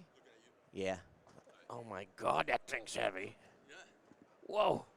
And maybe you can't see me. I have to set it back a little bit. There we go. I'll turn it the other way. Oh, turn it so the. All right, so I want to welcome Eli Harris, the CEO of EcoFlow. And Eric, EcoFlow was founded in 2017, and you can tell us a little bit about what you guys got going on here. So welcome to our coverage here of CES. Yeah, thank you for having me. So my name is Eli Harris. I am the co-founder of EcoFlow here. So I actually used to work at DJI, the drone company out of Shenzhen. And I've been 7 years full-time in China. And myself and two other engineers from DJI came out to build EcoFlow. The inception of this company was, can we build a battery product that can outcompete the Honda gas generator? Because as we see the whole world moving from fuel combustion to electric, of course, that's just a natural extension of the technology. So in the past 3 years, we've raised about $15 million, built a team to 60 employees. We've shipped about 50,000 products, and we're going toe-to-toe with Honda. So when you say replace the Honda generator, there's got to be some defined limits. Oh, yeah, absolutely. I mean, this is a battery, right? Yeah, it's a battery, right. So this has 1,300 watt-hour capacity and a 1,600 watt inverter. So wow. So when this is at full charge, when you're looking at a full tank of gas on a Honda 2000 generator, you can power the same equipment for the same amount of time. But of course, you can dump more gas in a generator. Right. And this product you have to recharge. That's right. But you can daisy chain multiple together, sure. Or you can have solar panels hooked up and be pumping energy in as you're using it. Yeah. So in Hawaii, I have 36 panels on my house. Yeah. So I'm pretty much neutral energy, except when we get the second EV, and then we're using more energy than we're collecting from the sun. But it's pretty amazing that you can almost be zero. Depending on where you live in the country and how much value there is in solar power these days. So when you're charging this though off the grid, what is the charge time on this? Less than 2 hours. Really? So our most valuable IP we have as a company is around our bidirectional inverter. Okay. So we actually recharge this battery through the inverter. I got you. At 1,200 watts. So you can recharge this from 0 to 100 in less than 2 hours.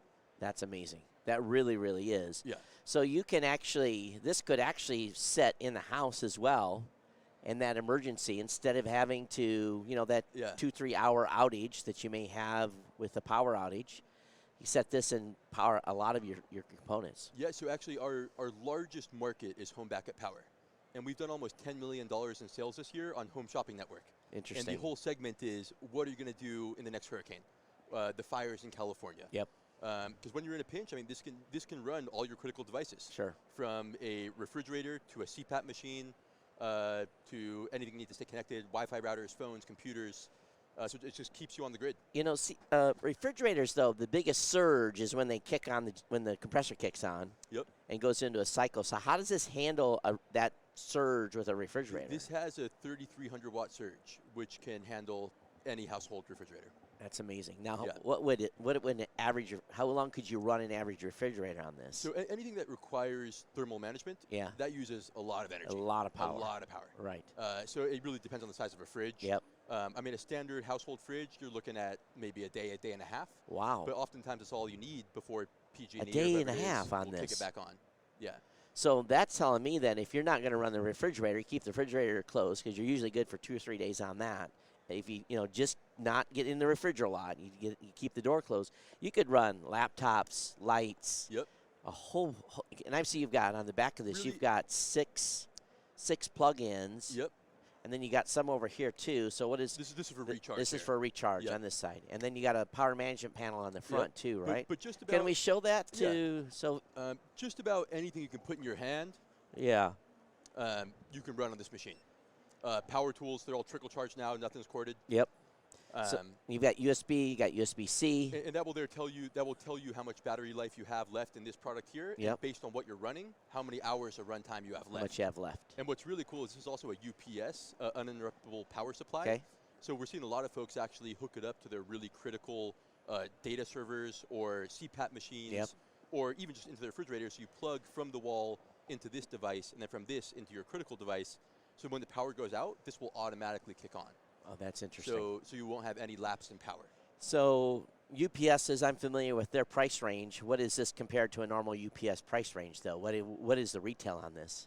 So this will retail at about $1,200. We have a few different versions, so give or take, a little lower, a little more. But considerably more than a normal UPS. But at the same time, a UPS doesn't have the versatility that this will have. I mean, this thing can even charge your Tesla an extra 3 miles. Wow. So if you have an electric vehicle and you're out, and I mean, most people only attempt to drive when you think you can almost make it there. You're not going to try to drive. Have you actually ever done that with a Tesla, drove it an extra 3 miles with the battery, or is that? Oh yeah. Really? Yeah, and some of those smaller things like a Nissan Leaf, you can go a little further, right? Sure. So I mean, you only try to make the drive if you think you can make it. That's right. So it's pretty cool. That's interesting. So this is one product. Do you have other stages of product as well, or is this just the only product you're currently producing? This is our latest and greatest. Latest and greatest. I mean, we are a startup. We're 3.5 years old, right? Sure. We had limited capital. And we've been raising money, building a team. So we started with some smaller products with the whole mission to build this Delta product and go beyond that. So coming from DJI, was your idea coming out of DJI to have a battery pack in the back to recharge the drones, or what was your initial thought process? So I worked on our enterprise products, so drones in agriculture, search and rescue. And if you're a hobbyist flying a drone for 20 minutes, great, you have a good time. That's right. But if you're trying to map a farm, or if you're trying to look for a missing person in a body of water and an avalanche, you cycle. You're just running through batteries. Yeah. So one is, so I worked really closely with the battery engineers at DJI, and I actually left with the director of battery R&D to start this company. But we just couldn't believe that. I think I was in 16 countries in the 2.5 years I was there. I was working in a variety of industries, and everybody's running gas generators. Right. And I mean, you need gas. They emit carbon monoxide. You can't run them indoors. They're loud. So I went to them and said, "Can we build a product that can effectively replace that?" And the goal was to keep drones in the air. And another thing too is when I've had a generator before, and unless you're actively maintaining it and putting like Sta-Bil in the gas to make sure the gas doesn't get funky, and if that generator sits there for a year and you haven't run it, you're done. That it may not start. Yeah. You know, if you haven't done that proper maintenance. Where this, you know that you're going to have the power available all the time. Yeah. And our battery management system is very sophisticated. So you could leave this on the shelf in your garage for a year, and you'll lose less than 1% of charge. That's pretty incredible because, you know, most batteries, you stick them on a concrete floor and they're dead. You know, they're done. But you can have this on the shelf and it'll be okay. So we find that most people are actually buying it for emergency backup power. Yeah. But then they find they're taking it tailgating or camping or whatever. Right. So I think that once this product's in people's hands and you can bring power anywhere and you don't need gas and it's quiet. So why don't you tell me the website where people can find it? Again, the price point, is it available now for sale? It's available now for sale. We're selling directly on our website, www.ecoflow.com, E-C-O-F-L-O-W. Ecoflow.com. And we have a range of products from about $100 up to $1,300 with the latest and greatest With the latest in this. Yeah. Awesome. Very, very cool. Yeah. And definitely a lot less noisier than a Honda generator. It's silent. Yeah, that is for sure. Yeah, no noise. Yeah. And, that's good. And, you know, I think if you're in a disaster situation, though, let's be frank, you're going to be in bigger you're going to have as much trouble getting gas as anything else. If you're running a generator for 2 or 3 days and you need more, you're going to have problems getting gas. So People get killed over it. right. Literally. Oh, I know. Yeah. I lived in Guam and I had 36 days without electricity because of a typhoon that came through. So yeah, people were fighting over ice. I completely understand. And we do manufacture and sell our own solar panels, but the solar input is universal. Yep. So if you have your own setup on your roof, you can hook up any set of solar panels to this product. But a normal couple solar panels will take a while to charge this, right? So we have a 110 watt panel. Okay. It'll take about 4 to 6 hours. That's actually chain not two of them bad together. too. Yeah. All right. Awesome. All right. Hey, thank you so much for coming on. And again, EcoFlow is the place to go. And pick yourself up a Honda generator that's not a Honda generator. Nice to meet you. Thank you very much. Thank you very much. All right. Awesome. Thank you. Really appreciate it. That thing was heavy too. Probably. What does it weigh? 22 pounds. Yeah, sitting here lifting it up is awesome. Right. Gas, oil, everything. Yep. Thank you, sir. Okay, so next up, come on up. We'll be, we're going to talk about, it's from a company called Monit, and it's for smart elderly care. It's actually an adult diaper sensor, and we're going to have Tony Park with us from. Welcome back. New host though, right? Yeah, new host. A new product, right? Yeah, new product. All right. So Tony, tell me what you have here and what's evolutionary about this. Yeah. Okay. This is a smart diaper sensor which detect pee and poo separately. Okay. And provide instant notification to the caregivers so they can understand when is the best time for changing a diaper. Furthermore, it also monitors the soiled area of the diaper so they can understand when it's the optimal time for changing a diaper. Wow. Yeah. So what gave you the idea to do this? Yeah. Initially, this idea came from my personal experience. Raising my children has been very easy, except for one issue, diaper rash. Right. So my second daughter experienced 4 times diaper rash in 1 year. She was miserable, and as parent too, I felt helpless. Right. So I quickly searching for a smart device to help my situation, Sure. but I couldn't find one. So I suggested this idea to my company. At the time, I was working for Samsung Electronics, and they loved it. Yeah. So they gave me opportunity to incubate this idea inside of Samsung Electronics. Nice. And it turned out to be very successful. Very good. Yeah. So I'm assuming then, I'm just looking at this, is this ready for market? Or it is? For the baby, it's already on the market. It's been sold 8,000 units in about 1 year. So it turned out to be pretty successful. So I'm assuming you put this in with the diaper? Put on the diaper, not inside. On the diaper? Yeah, on the diaper. Oh, that's interesting. Yeah.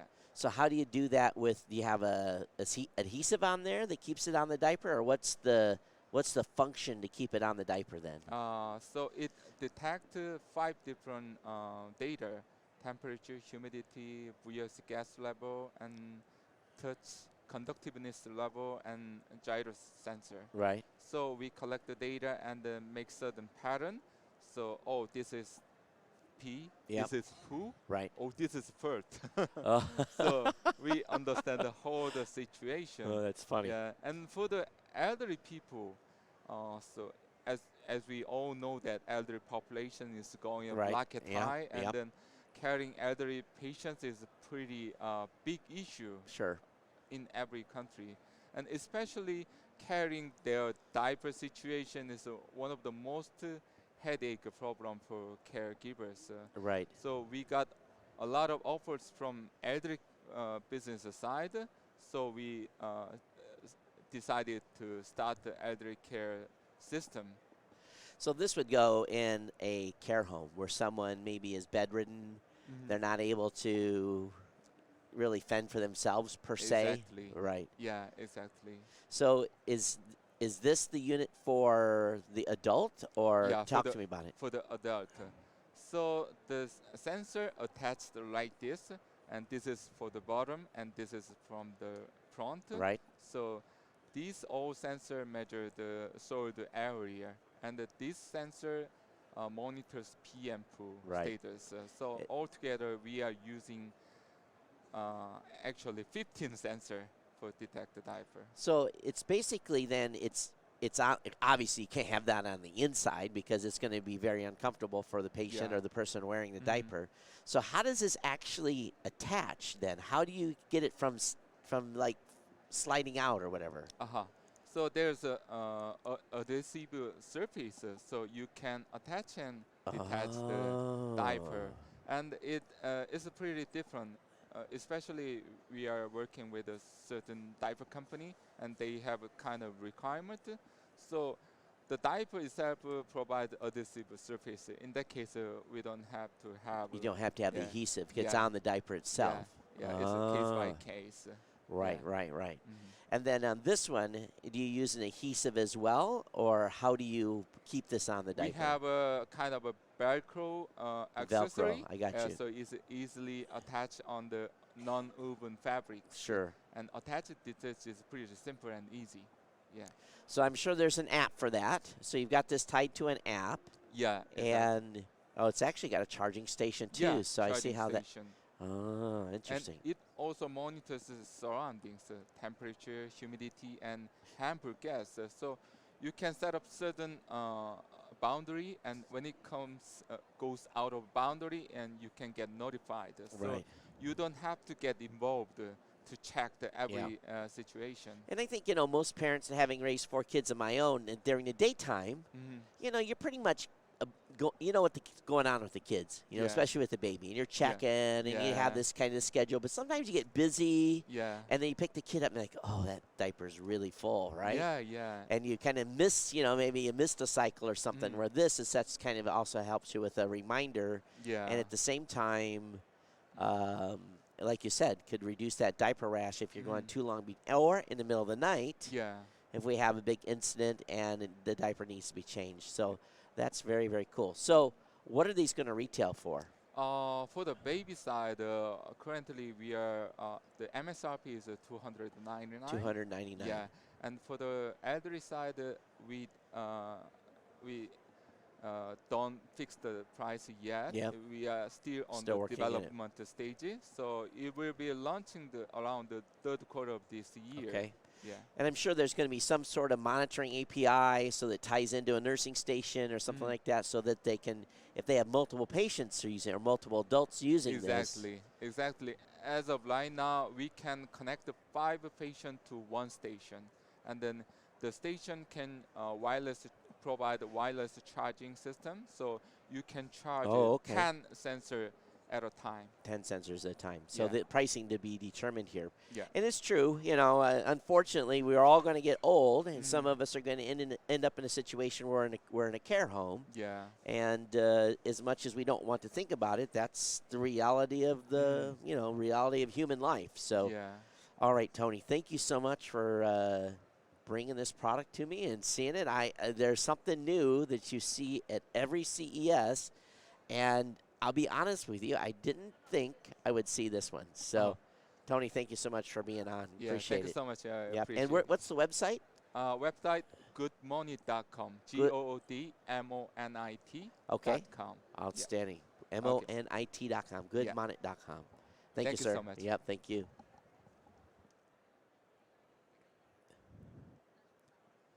All right. Who would have thought that they would come up with an adult diaper sensor? To me, that you don't want to. You understand it's going to be a product that we need, but it's a product that you're kind of surprised actually have come to market. It is such a good idea. I mean, when you first see it, you think, what? Yeah. But then when you think about it, like my mother was in a nursing home for. Right. And even the best nursing homes have a hard time getting to certain things. And you don't want the bed sores and the. And you also, nothing worse than showing up at the nursing home and maybe have a parent that has been or a elderly person that has, how should I say it, been, maybe I wouldn't say neglected, but maybe not, attended to very well. So. Exactly. All right. So you guys going to update my? In process. Yes. There we go. All right. I want to welcome Dr. Josh Briley. He's from Alpha STEM. STEM or STEM? Is it STEM? STEM. It's Briley. I'm sorry. Oh, okay. No worries. Thank you for correcting me. No problem. And let's talk about what you guys are doing here at CES. Okay, well, this is our first year at CES. I'm going to bring in me a little closer. Yeah, okay, thank you. there we go. All right, this is our first year at CES. We manufacture an electrical brain stimulation device that treats anxiety, insomnia, depression, and pain with no side effects. Oh, that's interesting. Yes. I have been very lucky in my life and only had some very short bouts of insomnia. You are lucky. And you may 2 or 3 days. Sure. And I think everyone has a certain amount of insomnia from time to time, but some people really struggle with it on a epic or consistent basis, right? Yes, I'm a psychologist by training, and I worked for the VA before coming to work for this company. And I had people who were sleeping 2 or 3 hours a night. And of course, insomnia is a comorbid condition with a lot of things, with chronic pain. You hurt, Right. so you can't sleep. Yep. Or with PTSD or Yep. anxiety or depression. Sure. And so it's all cyclical. It's all kind of occurs all at the same time. And I started using this device there clinically with my veterans. Okay. And saw amazing results, absolutely amazing. Like bone-on-bone pain with their knees, for Right. example. Walking with a cane, not able to, and they're my age, they're in their 40s, and Yep. they're having to use a cane Yep. to walk. Yep. Because, of course, these are veterans. They've been injured. They've been Sure. through all this stuff. And after 20 minutes with our device, they would walk out and leave their cane behind. Wow. And I'd have to chase them down the hall going, hey, dude, you're going to need this in a few hours. Right. Um, It's interesting, and I'm a vet myself, and thank you for your service. I came out of the service relatively healthy, with not too many issues, not having any PTSD issues, anything like that. So I consider myself really lucky, but I know a lot of my brothers and sisters, they're hurting, and with the stigmatism today of all the pain meds. Yes. And the regulatory stuff on being real hard and being high scrutiny on, and some guys that need meds, and the doctors are almost scared to prescribe stuff because of the addiction levels and all that. So if anything you can eliminate, these guys don't want to, and ladies don't want to be on painkillers. They don't, and I had that a lot. I don't want to be on these drugs, but I can't function without them. That's right. And so then when I was finally able to get one of our devices, it's the Alpha STEM Aid, which stands for anxiety, insomnia, depression. And it works with just small ear clips that clip to your earlobes and puts a subsensory electrical frequency into the brain. It's a frequency that's naturally occurring in the brain and the nervous system, and it just balances the nervous system out. So it slows down the parts, like the hyperactive parts for anxiety and PTSD. Sure. Slows down the pain processing center in the brain, but it actually wakes up the parts that are underperforming due to depression. Interesting.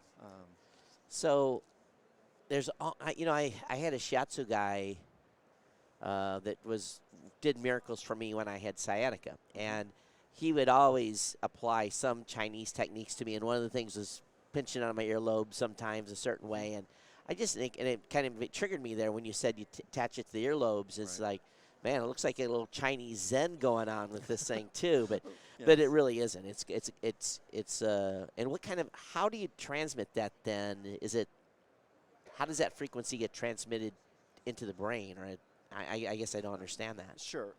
We have a patented waveform that's both positive and negative current. It goes up, and it's a current. Yes, and it's microampules. I mean, it's subsensory. Sure. And it ranges between positive and negative 600 with a net effect of 0. So it doesn't hurt your body at all. It doesn't hurt your nervous system. And in that waveform are little spikes, both at the positive and negative ends. And that spike disrupts the electrical resistance in your skin and allows the current to get in. Okay. And works that way. And that's how the cranial electrical stimulation works. How did you guys come up with this? Dr. Dan Kirsch, the man who invented it, our CEO, invented the first one back like in 1981. And we have 2 in the office. They're like 3 foot tall. They weigh like 50 pounds. They are not portable. Right. They still work. Yeah. We play with them every now and then. Since then, he's made it. They're about the size of like a pager or a cell phone. We have 2 models. We have the Aid and we have the M. And the M treats pain more directly with the use of probes. Sure. Or little oval-shaped pads that we call astrodes. And they go around the pain area. Is that where are they put yes. close? So like with the probes, like I tweaked my knee about probably 6 or 7 weeks ago. Sure. Bad enough that it was swelling. I could not put weight on it. Yep. And I had to fly out the next day for business. Yep. So I mean, I was like, okay, I have to bend my knee. Yep. So I used the probes and I put one like up on the outside upper quadrant of my thigh and then down just between my calf and my ankle on the other side. Gotcha. And then switched them. So you do a big X. Yeah. And then I treated all around the knee with each probe, as many ways as I could to get all the way around it to completely encompass the knee. Then you go and you do the other knee. You do the other side of the body to balance it out. Oh. And then you use the probes on both sides of the body. And So, do that. So some people are going to roll their eyes. A lot of people roll their eyes. We have a lot of skeptics about it, and we love skeptics. Yep. Because I love putting the device on them. Yep. And saying, tell me how you feel. Most people, when we put the ear clips on, the minimum treatment with the ear clips is 20 minutes. But most people feel relief within 5. So is this something? I can't even imagine are you trying to get FDA approval on this, or do you even need it? We do need it. We are FDA cleared. Okay. For anxiety, insomnia, depression, and pain. Yep. December 20th, FDA reduced our clearance from a 2A to a 2 device. So we're showing them that it is safe and effective. Right. We have over 150 published studies. We have more published medical studies than any therapeutic device on the market. So are you now then moving towards commercializing this and packaging it for, I can buy it off the shelf? In any country other than the United States, you can buy it off the shelf. Really? So you need a prescription to buy it? You need a doctor's order to buy it in the United States. A doctor's order to buy it in the United States. Yes. Interesting. We would love to have a device in every home, just like you have Band-Aids and aspirin. Right. Because it is, I was telling somebody on the phone the other day, this device is safer than your kitchen sink. Yep. Yep. So. And I've used electrical stimulation for my sciatica before, and had mixed results with that. But I just found, I found my way to get pain relief from that. And but I think this is something that's very, very interesting. And so should someone that's listening to the show, if they're suffering from PTSD, anxiety, insomnia, all these symptoms, yes. Who do they go to their family doctor and say, I need the Alpha Stim? Or what do they do? Yes, you can do that. You can visit our website, alpha-stim.com. Okay. We have all of our research on there. We have the order form on there. We have some patients who will print out the order form, take it to the doctor. Take it to the doctor. And then in the order form, there's a little corner where the doctor can write a quick blurb about medical necessity. Sure. And get it done. Insurance cover it? We are working on that. We got a Medicare code just this month. Okay. On it. Otherwise, what's it retail for? Retail, the Aid retails for $795. Okay. The ILM retails for $1,195. Right. But if you break it down by how much you're going to pay for medication, That's and right. doctor's visits, and all that, it really is the cheapest device on the market to treat any of these things that we treat. Very, very cool. All right, so we've been talking about the Alpha Stim. You definitely want to go over to their website, alpha-stim or -stim.com. And check it out. And I think for some of you out there, maybe this is the relief you've been looking for. And I know many of you that listen to my show are vets, so I hope they will get something out of this. And maybe we do a follow-up with you after the show, too. That'd be great. And talk about this some more. But all right. Thank you so much for coming on, Doc. Appreciate it. Thank you very much. Yeah, appreciate absolutely. Appreciate it. Very, very cool. I tell you, health tech here at CES is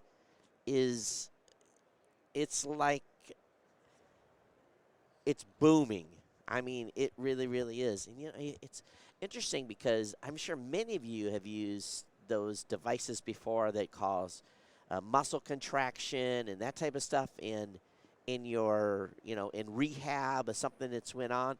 So it kind of makes sense, doesn't it, that maybe the brain could use a little of that too?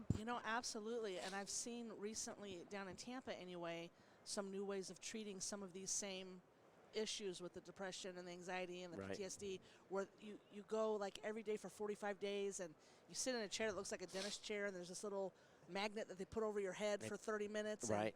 And, that's reminded me very much, like this would be way easier to do it Yeah, at just clip home. it to your ear. Like earlobes. if it works Right. and you can get relief periodically. I'd love to see the testimonials from, folks that are suffering from PTSD, insomnia, and all that stuff, and hear what they have to say. I agree. Because really, in the end, those of us that don't suffer from that, we would kind of say, right? Is this really working? But if you have people that you know and trust, and people that come and say, hey, this has helped me, because it's it can be, those folks can be miserable. Oh, so, absolutely. and not only miserable, but suicide is so high in PTSD sufferers, and, one thing that was interesting when I was getting ready to retire, you fill all this paperwork for your, getting ready to punch out, and there's a thing you say, are you suffering from PTSD? And I was going to just check no, right? And the rep said, no, just leave that blank. There was yes, no, unknown. She says, just click unknown. She says, because you never know. Exactly. You might be 3 years, 5 years, 10 years down the road, and something happens and something triggers you. Right. And all of a sudden, you've had some PTSD symptoms. So I always thought, to me, that was kind of, at the moment, I kind of, and, not being fair to those that suffer with PTSD, I kind of rolled my eyes and said, I'm good, right? Right. Maybe the You're tough not guy- over-exaggerating anything. I'm You not- feel like I don't yeah, need that. I don't need it. Right. And so then, but I've had buddies that 2-3 years later, I say, hey, I'm hurting. And I'm like, wow, he walked away good. And then a few years later, something triggered it. needs some therapy. So Yeah, my husband force him out. was a Marine, and for the most part, absolutely fine. Yeah. But I wonder, is there a little bit, because I'm sure there's degrees of it. I'm sure. and something like this might be able to really help, you Yeah, know, yep. the different stages that there might be of it. Yep. So I'm going to follow this. I'm going to get with Scott and make sure that we keep track of how this goes. So anyway, I guess we're waiting on our next guest. And it is, this is CES, and those of you that have been watching this show for, all the years. How many years we've been doing this? I was trying to figure this out. How many? 11? 11 live. You think about what we've done, and those of you that don't know the history, and Scott's going to come on here with me. I think back to Andy and I, and Jeff doing MSNBC Live. And I watched. Okay, I don't know if I've ever told you this or not, but I watched that from home, and that is the reason why we came the next year. Here's the funny deal about that, and there's a good story about it. There's, here's this. Brokaw was still on the news. So he was doing the nightly news and it was, what was it, the Vancouver Olympics or? Yeah, it was Vancouver. I think a Vancouver Olympics was going on, so they had all this motif, multi-million-dollar set. It was the backdrop that they took to Vancouver and set up for the what do they call it? For their coverage. The International Broadcast Center, that's what they call it. So, and we're sitting, and they have this beautiful studio, and it's just sitting there not being used. And all these union guys in cameras, right? And I said, we had asked, can we use that? And they said, sure. But you can't use the union cameras or nothing. You have to bring your own stuff. So I remember I had a laptop that barely had enough battery power to get me like an hour and a half running streaming because there was no place to plug in. So I had this fully charged. Well, first of all, there was a gal going up, and she must have done 40 takes on some demo that we would do here in 3 minutes, right? In one shot. And you could see the union guys and they were just rolling their eyes. And I got 13, 14 people lined up waiting to go. And so basically, finally this gal gets done and rush the team to the stage, get the camera set up. We went on Ustream. We went live. Oh, my God, it was Ustream. It was Ustream. We went live and really kind of didn't really publicize. Maybe, I don't know if we publicized it or not, But in the end, enough that I saw it, but we were Well- friends on well- Facebook, well- so that might well, have been. all of a sudden I saw, because the laptop and the computer were running fine, and we're up doing our thing, right? 3 of us. There was no one watching the stream. It was a one-camera shot, and there was. I saw these union guys getting down, looking at the camera, and all of a sudden MSNBC people are around the laptop, and I'm thinking, what are they thinking? What is happening? You know, what is happening? Here's these 3 guys, amateur hour with a camera and wires stuck around. And, I think I had a USB MiFi, like early on MiFi, right? And we got done with, we rolled those people through, and the entire MSNBC team applauded us. And we had 45,000 people on the stream that watched that 90 minutes or so. And that was kind of, we did 2 years at MSNBC. Then we went to South Hall, nosebleed, back corner, did 2 years in purgatory. The second floor of South Hall in a stall in one of the little booths. And all the way in the back. Yep. The absolute longest walk from anywhere of the convention center. And I will never forget. So we weren't on the broadcast team that year. We were just doing the floor. Right. And we walked by, and what we noticed was that TPN was in a booth that was smaller than the closet from last year. And 2 booths down and across the hall was one of these giant spots that was completely empty and had a G4 TV marked on the floor. And we were like, are you kidding me? And nobody there. I'm like, G4 has all this space and doesn't have anything set up. We've got a full live studio, and they got us in one of these little startup stalls. So we were, there was no real broadcast pavilions at that time, and but then we moved to North Hall. We did 3 or 4 years there, or whatever it was, maybe 3 years, and then we've come over here. I always loved the North Hall for a number of reasons. It was fantastic traffic. But what a pain in the butt the infrastructure was. The infrastructure. I had to pay for the internet, had to pay for security, had to, I didn't have to pay for furniture, but that was the only, and they gave me the space. Right. But it was such a big bill. I mean, big bill. I mean, just the security was ridiculous. Yeah, it was like $3,000 or $4,000. It was insane. And we only had them for overnight. Like just overnight. And now that we're here, we've got full-time the internet, we've got security down here 24/7. Yeah. The CTA have done us really well, and we appreciate their support of us. And this amazing space, right?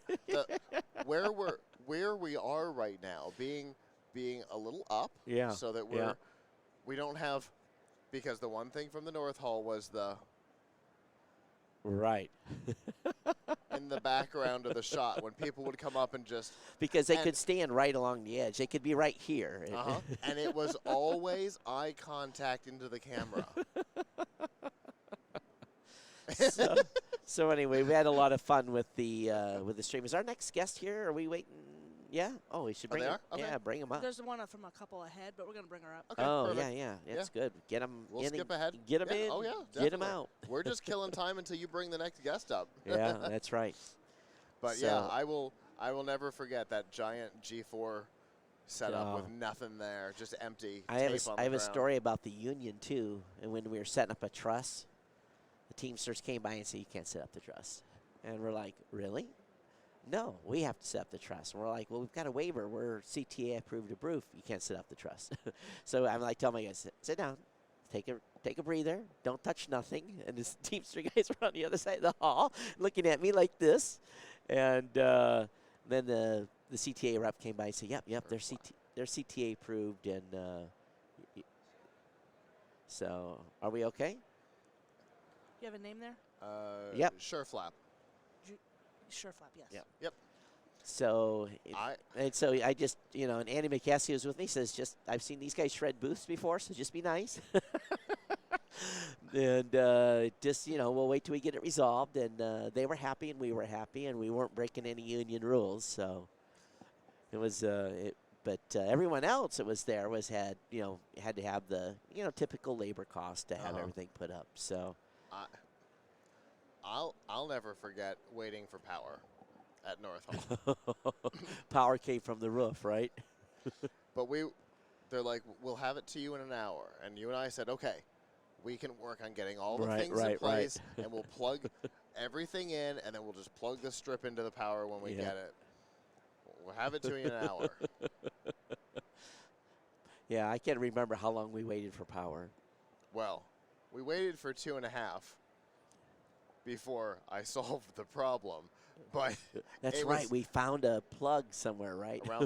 around the back side of where the vending machine used to be. That's right. There was electricity, so I ran a cable. We got everything up, and then they dropped our thing. We pulled our cable. We plugged into the proper setup. How about the time the case of beer came down the escalator behind us? Oh, and it wasn't just a case. It was like a It was on a cart. Yeah, it was and it went down the escalator, and we got rained on.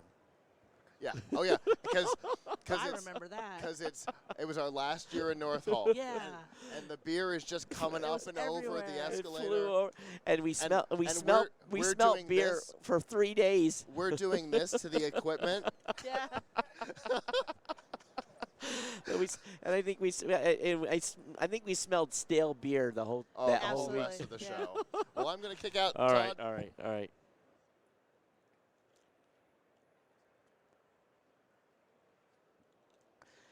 So our next guest is from SureFlap. It's a microchip pet, and it's called the Feeder Connect. Well, this should be interesting.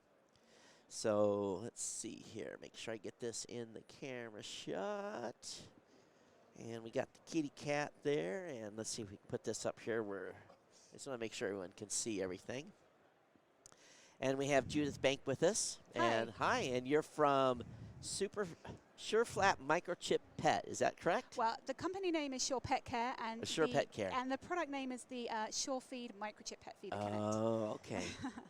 So what do we have here? Okay, so we have a feeder designed for cats and small dogs. Yep. It's microchip enabled, so it's going to recognize the standard identification microchip that many cats and dogs have implanted, obviously, in case they ever get lost, so that they can be reunited with their owner.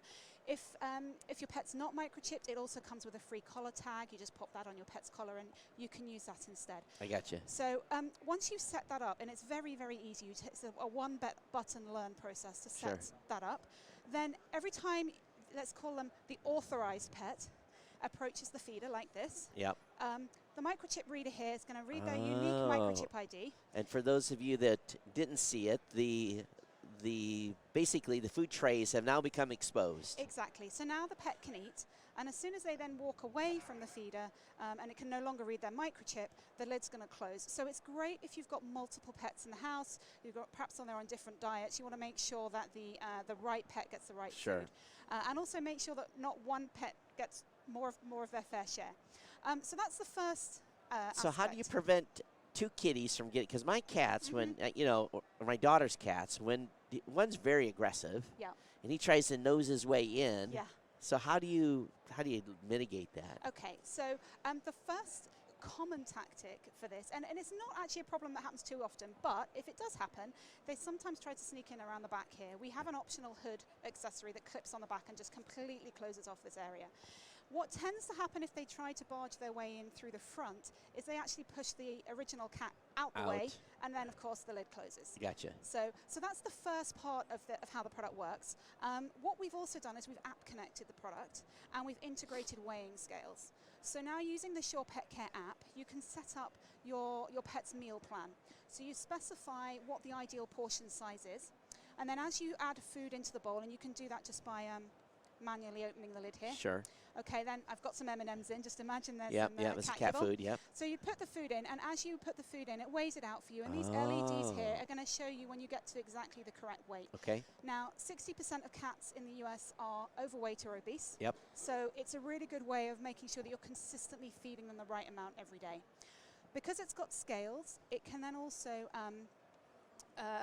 track how much they're eating, and it will also report to you via the app how much they're eating and when they're eating. So as for humans, if cats are feeling, or small dogs are feeling under the weather, it's a really good way of seeing early on, actually, there's been a change in their feeding patterns. Perhaps there might be something that we need to go and see the veterinarian about. Right. It's interesting because my mom has indoor cats, and then they have barn cats. Right. And the barn cats free feed, but the indoor cats don't. But it seems like the barn cats always, they don't get fat. It must be they're getting enough exercise running around doing something, whereas the house cats, they're not getting as much exercise, so they have to control the feeding on it. So I've always kind of laughed a little bit, but most people have their cats in the house. Most people aren't in the country and don't have barn cats too. So No, that's right, and that's why it is so important to control how much, and particularly if you've got more than one animal in the house, making sure that each gets their fair share and no more than that. The other thing I just would like to mention is the hub here as well, because this is required to connect the product to, obviously, to the app. So this connects into your home internet router. Okay. And you can connect up to 10 devices to this one hub. So if you've got multiple pets, you can connect all of their feeders through the same hub there. And there's actually, folks, for those of you that are watching, there is a LAN connection there, so you actually can wire it. Can you do, so is it required to be wired, or can you do Wi-Fi as well? At this point, it's required to be wired. It's wired. Yeah. But it basically is just the base station for that, or for other. Exactly. And we have other products in our range as well. So we have connected pet doors and so on, and they all connect via the same hub. Okay. What's going to be the retail on this? So the retail on this is $179.99. The hub is an additional purchase of $70, but as I mentioned, it's just one hub, and then you're good to go for your whole sort of pet household. So how does it go about then registering the cat if the cat's already chipped? So do you have to bring the cat Yeah, let me show you how that works. So all you would do is there is a button on the rear of the product. If I just turn it around here, it's quite a small button. Oh, I'm sorry, it's now just registered. Okay. The cat, let me move the cat out of the way for the moment until the lid closes. But there are a number of buttons on the back here, but one of them is just the Add a Pet button. So I just press this button here. Yep. As soon as I do that, the lid opens. It may be quite hard for you to see on the camera, but there's a flashing LED here. Sure. Okay, so that tells me it's in learn mode. It's ready to learn a chip ID.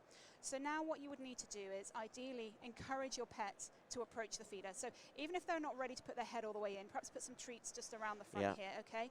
And as soon as the animal approaches the feeder, you'll see that this LED stops flashing. Yep. That means it's now stored that pet's unique ID. So it's really straightforward to set up. Nice.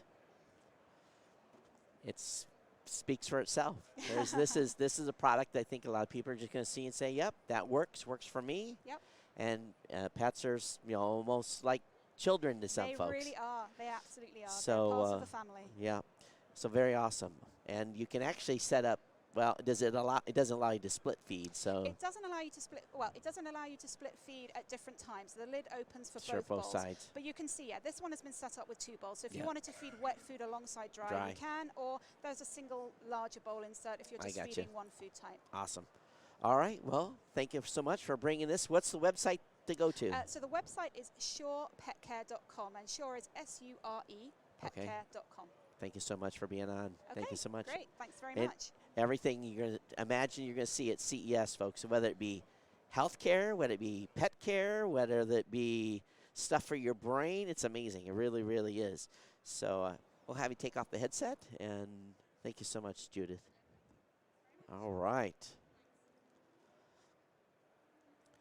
So, and it was cute too. It was cute. So if you have a male kitty, I think there had to be a blue feeder though, not a pink feeder for the female kitty. Definitely. And I wonder how, like you were there right there with it. Was it quiet enough? Didn't make any noise. So it wouldn't scare the cat. I don't think so. Because I have a skittish cat. Yeah. So like, when it would close, I don't know if she would be like, I'm never going there again. Yeah. But it didn't seem intimidating. But, I think, too, when you have – sometimes, the one cat has more dominance over the others, and they get a little bit, a little push up. So, hey, I want to welcome up a friend of mine who's here. And come on up, Matt. And grab a headset and sit down. Yeah, mic him up. How you doing, Matt? Good to see you. Good to see you. How you been, man? You're looking different, dude. I haven't seen you in a while. Yeah, it's been a while. I couldn't tell you the last time. I missed you guys last year. Last time I saw you was in Denver when 2016 is when I saw you in Denver. Yeah, I think I was passing through. Yeah. And you were also passing through. Yeah, I was election night that night. So was it that? Yeah, it was. Oh, it was in wow. November. That's the only reason I remember when I was in Denver. Oh, yeah. So that sticks in a lot of people's minds for some reason. I'm not sure why. Because it's kind of funny. That night in the hotel, I had Democrats on the right-hand side of me and Republicans on the other, and it was, yeah, it was two different vibes going on. Vastly different cries of something. Right. So anyway, how you're in Vegas now? I'm in Vegas, and yeah, I figured might as well come over and see you and see what's going on here. I just got here, so awesome. Tell me what I should see. What's the hot stuff? I haven't been out too much. There's a lot of health tech, obviously. Yeah.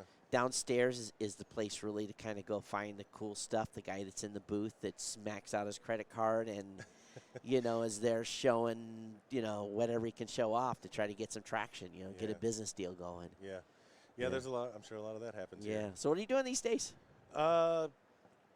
Just doing some video work, which I'm going to do for you this week. Yeah. Going to go see who I can find to talk to. Sure. Doing a lot of, I want to check out a lot of the 3D printing stuff, doing a lot of maker stuff these days too. So I don't know how much, I don't know where any of that stuff is even located. You have to get in the on the app and dig through it. I think, if I recall last year, it might be over at the convention center. Yeah, probably. So probably have to you find know, the shuttle for that and go. It's just, you know, I went to grab a box lunch and went all the way into the other side, and I'm just like, there's a lot of people in this building. Oh, yeah. This is like Central Hall type of traffic right now. Oh, yeah. So. I mean, it's the first day. Yeah, it's the first day. But everybody's running in here.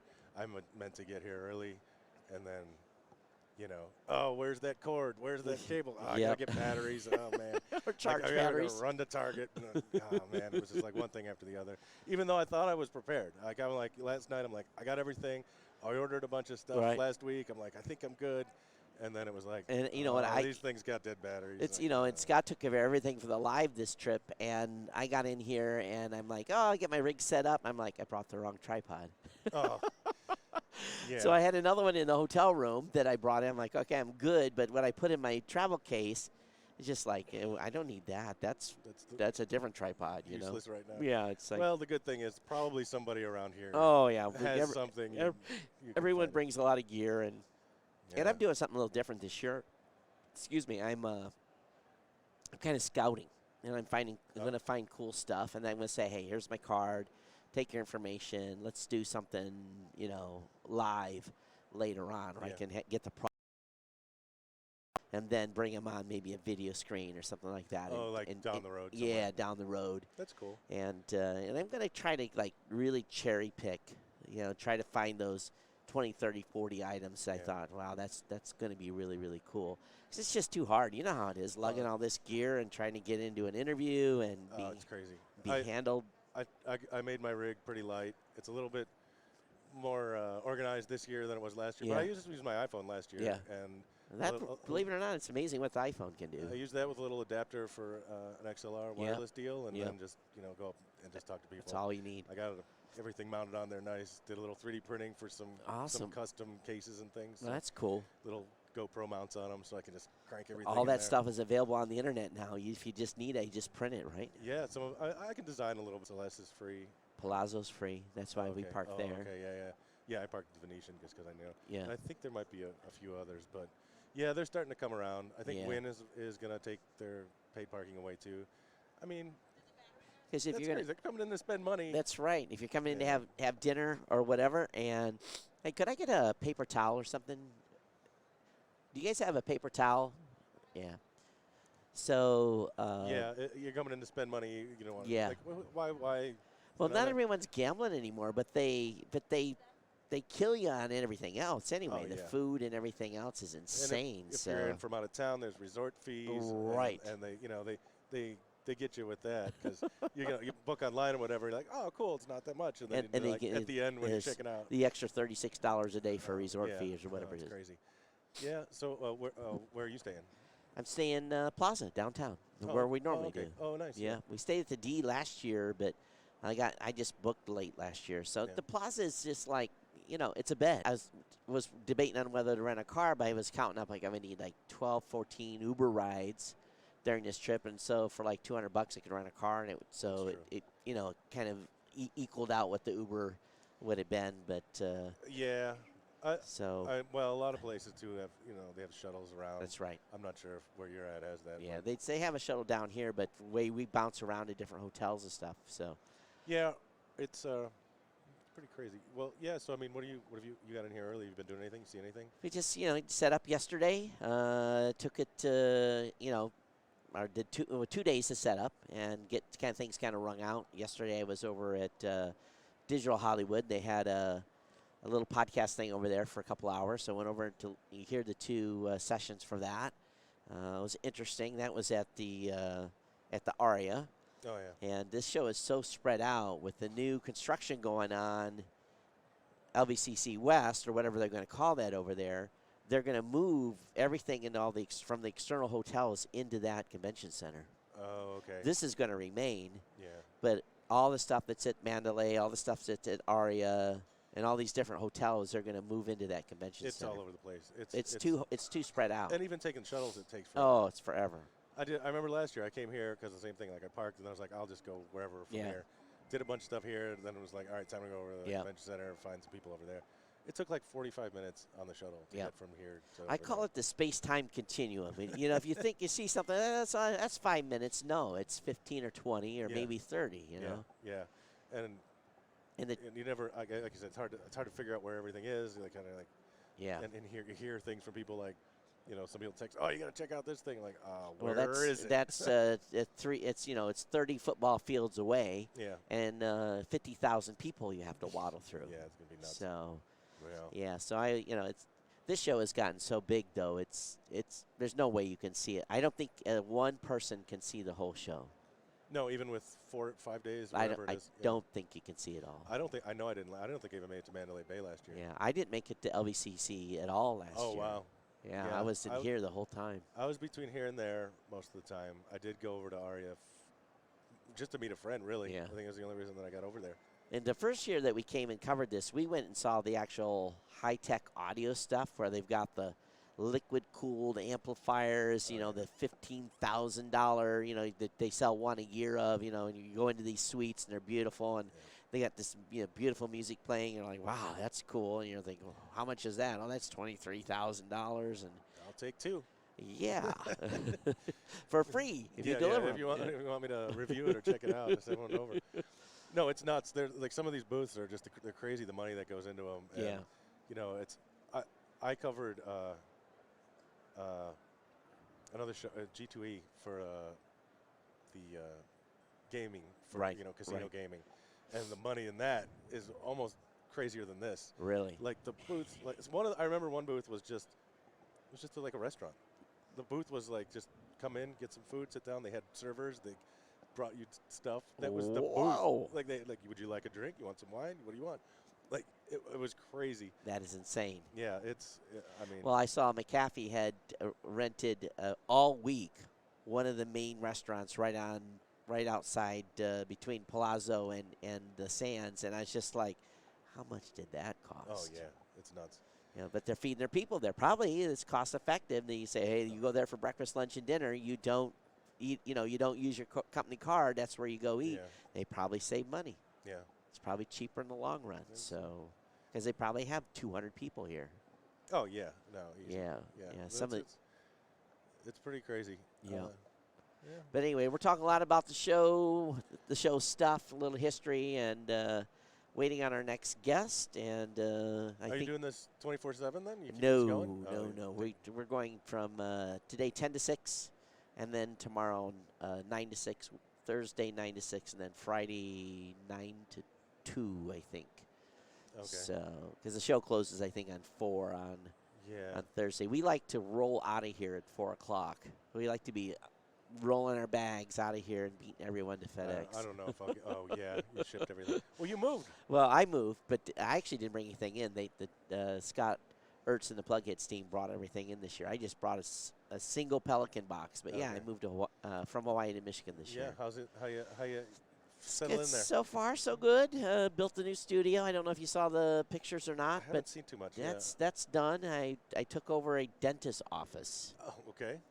And did you find anything fun in there? Yeah, it was interesting because I knocked some walls out and there was pipes and drainage. It was where they had the, where you get done, you clean your teeth, you get out and spit in the sink, right? So the spit sink and all so found the pressurized system, and it was kind of fun. So I had to have a plumber in and do some cap and some lines, but it worked out perfectly because there was 4 stations, and it was already subdivided out. So I basically have a demo room, I got a green screen room, I have the regular Geek New Central New Media Show room, and then I have an edit room.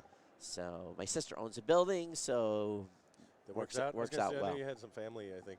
Yeah, That way. my mom and sister's there. Okay. So and her family, and then my kids and Shoko are still in Hawaii. So That's it is good. what it is. Yeah. Well, you still have excuses to go back. That's right. Yeah. That's right. No, that's yeah. good.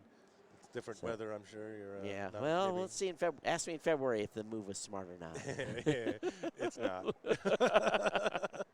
I was home in Ohio for the holidays too, and it was like, I'm ready to go back. And to be honest, like right now, the weather's not too much different. Yeah. It's. I mean, here. But it's been nice. Yesterday it was really nice. Last night it was really nice. It gets pretty nice. It gets sunny during the day Yeah. here. I do like that. But you know, it was like 35 or something when I woke up this morning. Right. So like, that's Burr. not too much different than when I was in Ohio. But up in there's Cleveland. no snow and ice though. There's not. Last year there was. Last year Yeah, we had that's a right. big snow. I had to cover that when I was working for the paper. I went. It was in February. There was a bunch of snow. Well, it rained here last year, first day of the show, and yeah, they had flooding in one of the halls, Oh, I water do coming remember in that. from the roof. I Yeah, do remember that. Oh man. Yeah. Can Well, you imagine a $1 million booth and a stream of water pouring into it? Oh, boy, somebody's getting complaints. Well, that's why you have to have insurance when you're here. Oh, so, absolutely, yeah. for sure. All right, Matt. Hey, thanks. All right, and yeah. look forward to Matt's gonna be doing some stuff. You'll see some of his content up on Geek New Central. So go out and explore and have Go see what I fun, can and find. stop back by anytime and let us see what you found. Yeah, I'm always glad. Thanks a lot. Cool. Thanks. All right. Thanks. All right. Well, we are. Yeah, we're in between, and I think we might need to switch some batteries out. So if you want to go to splash screen for a minute. Oh, and, yeah, that'll work. take Oh, a we quick did. break. Yeah, we lost the light battery. Yeah. Yeah. So I'm gonna go to splash screen now. Okay. And we'll just take a quick break.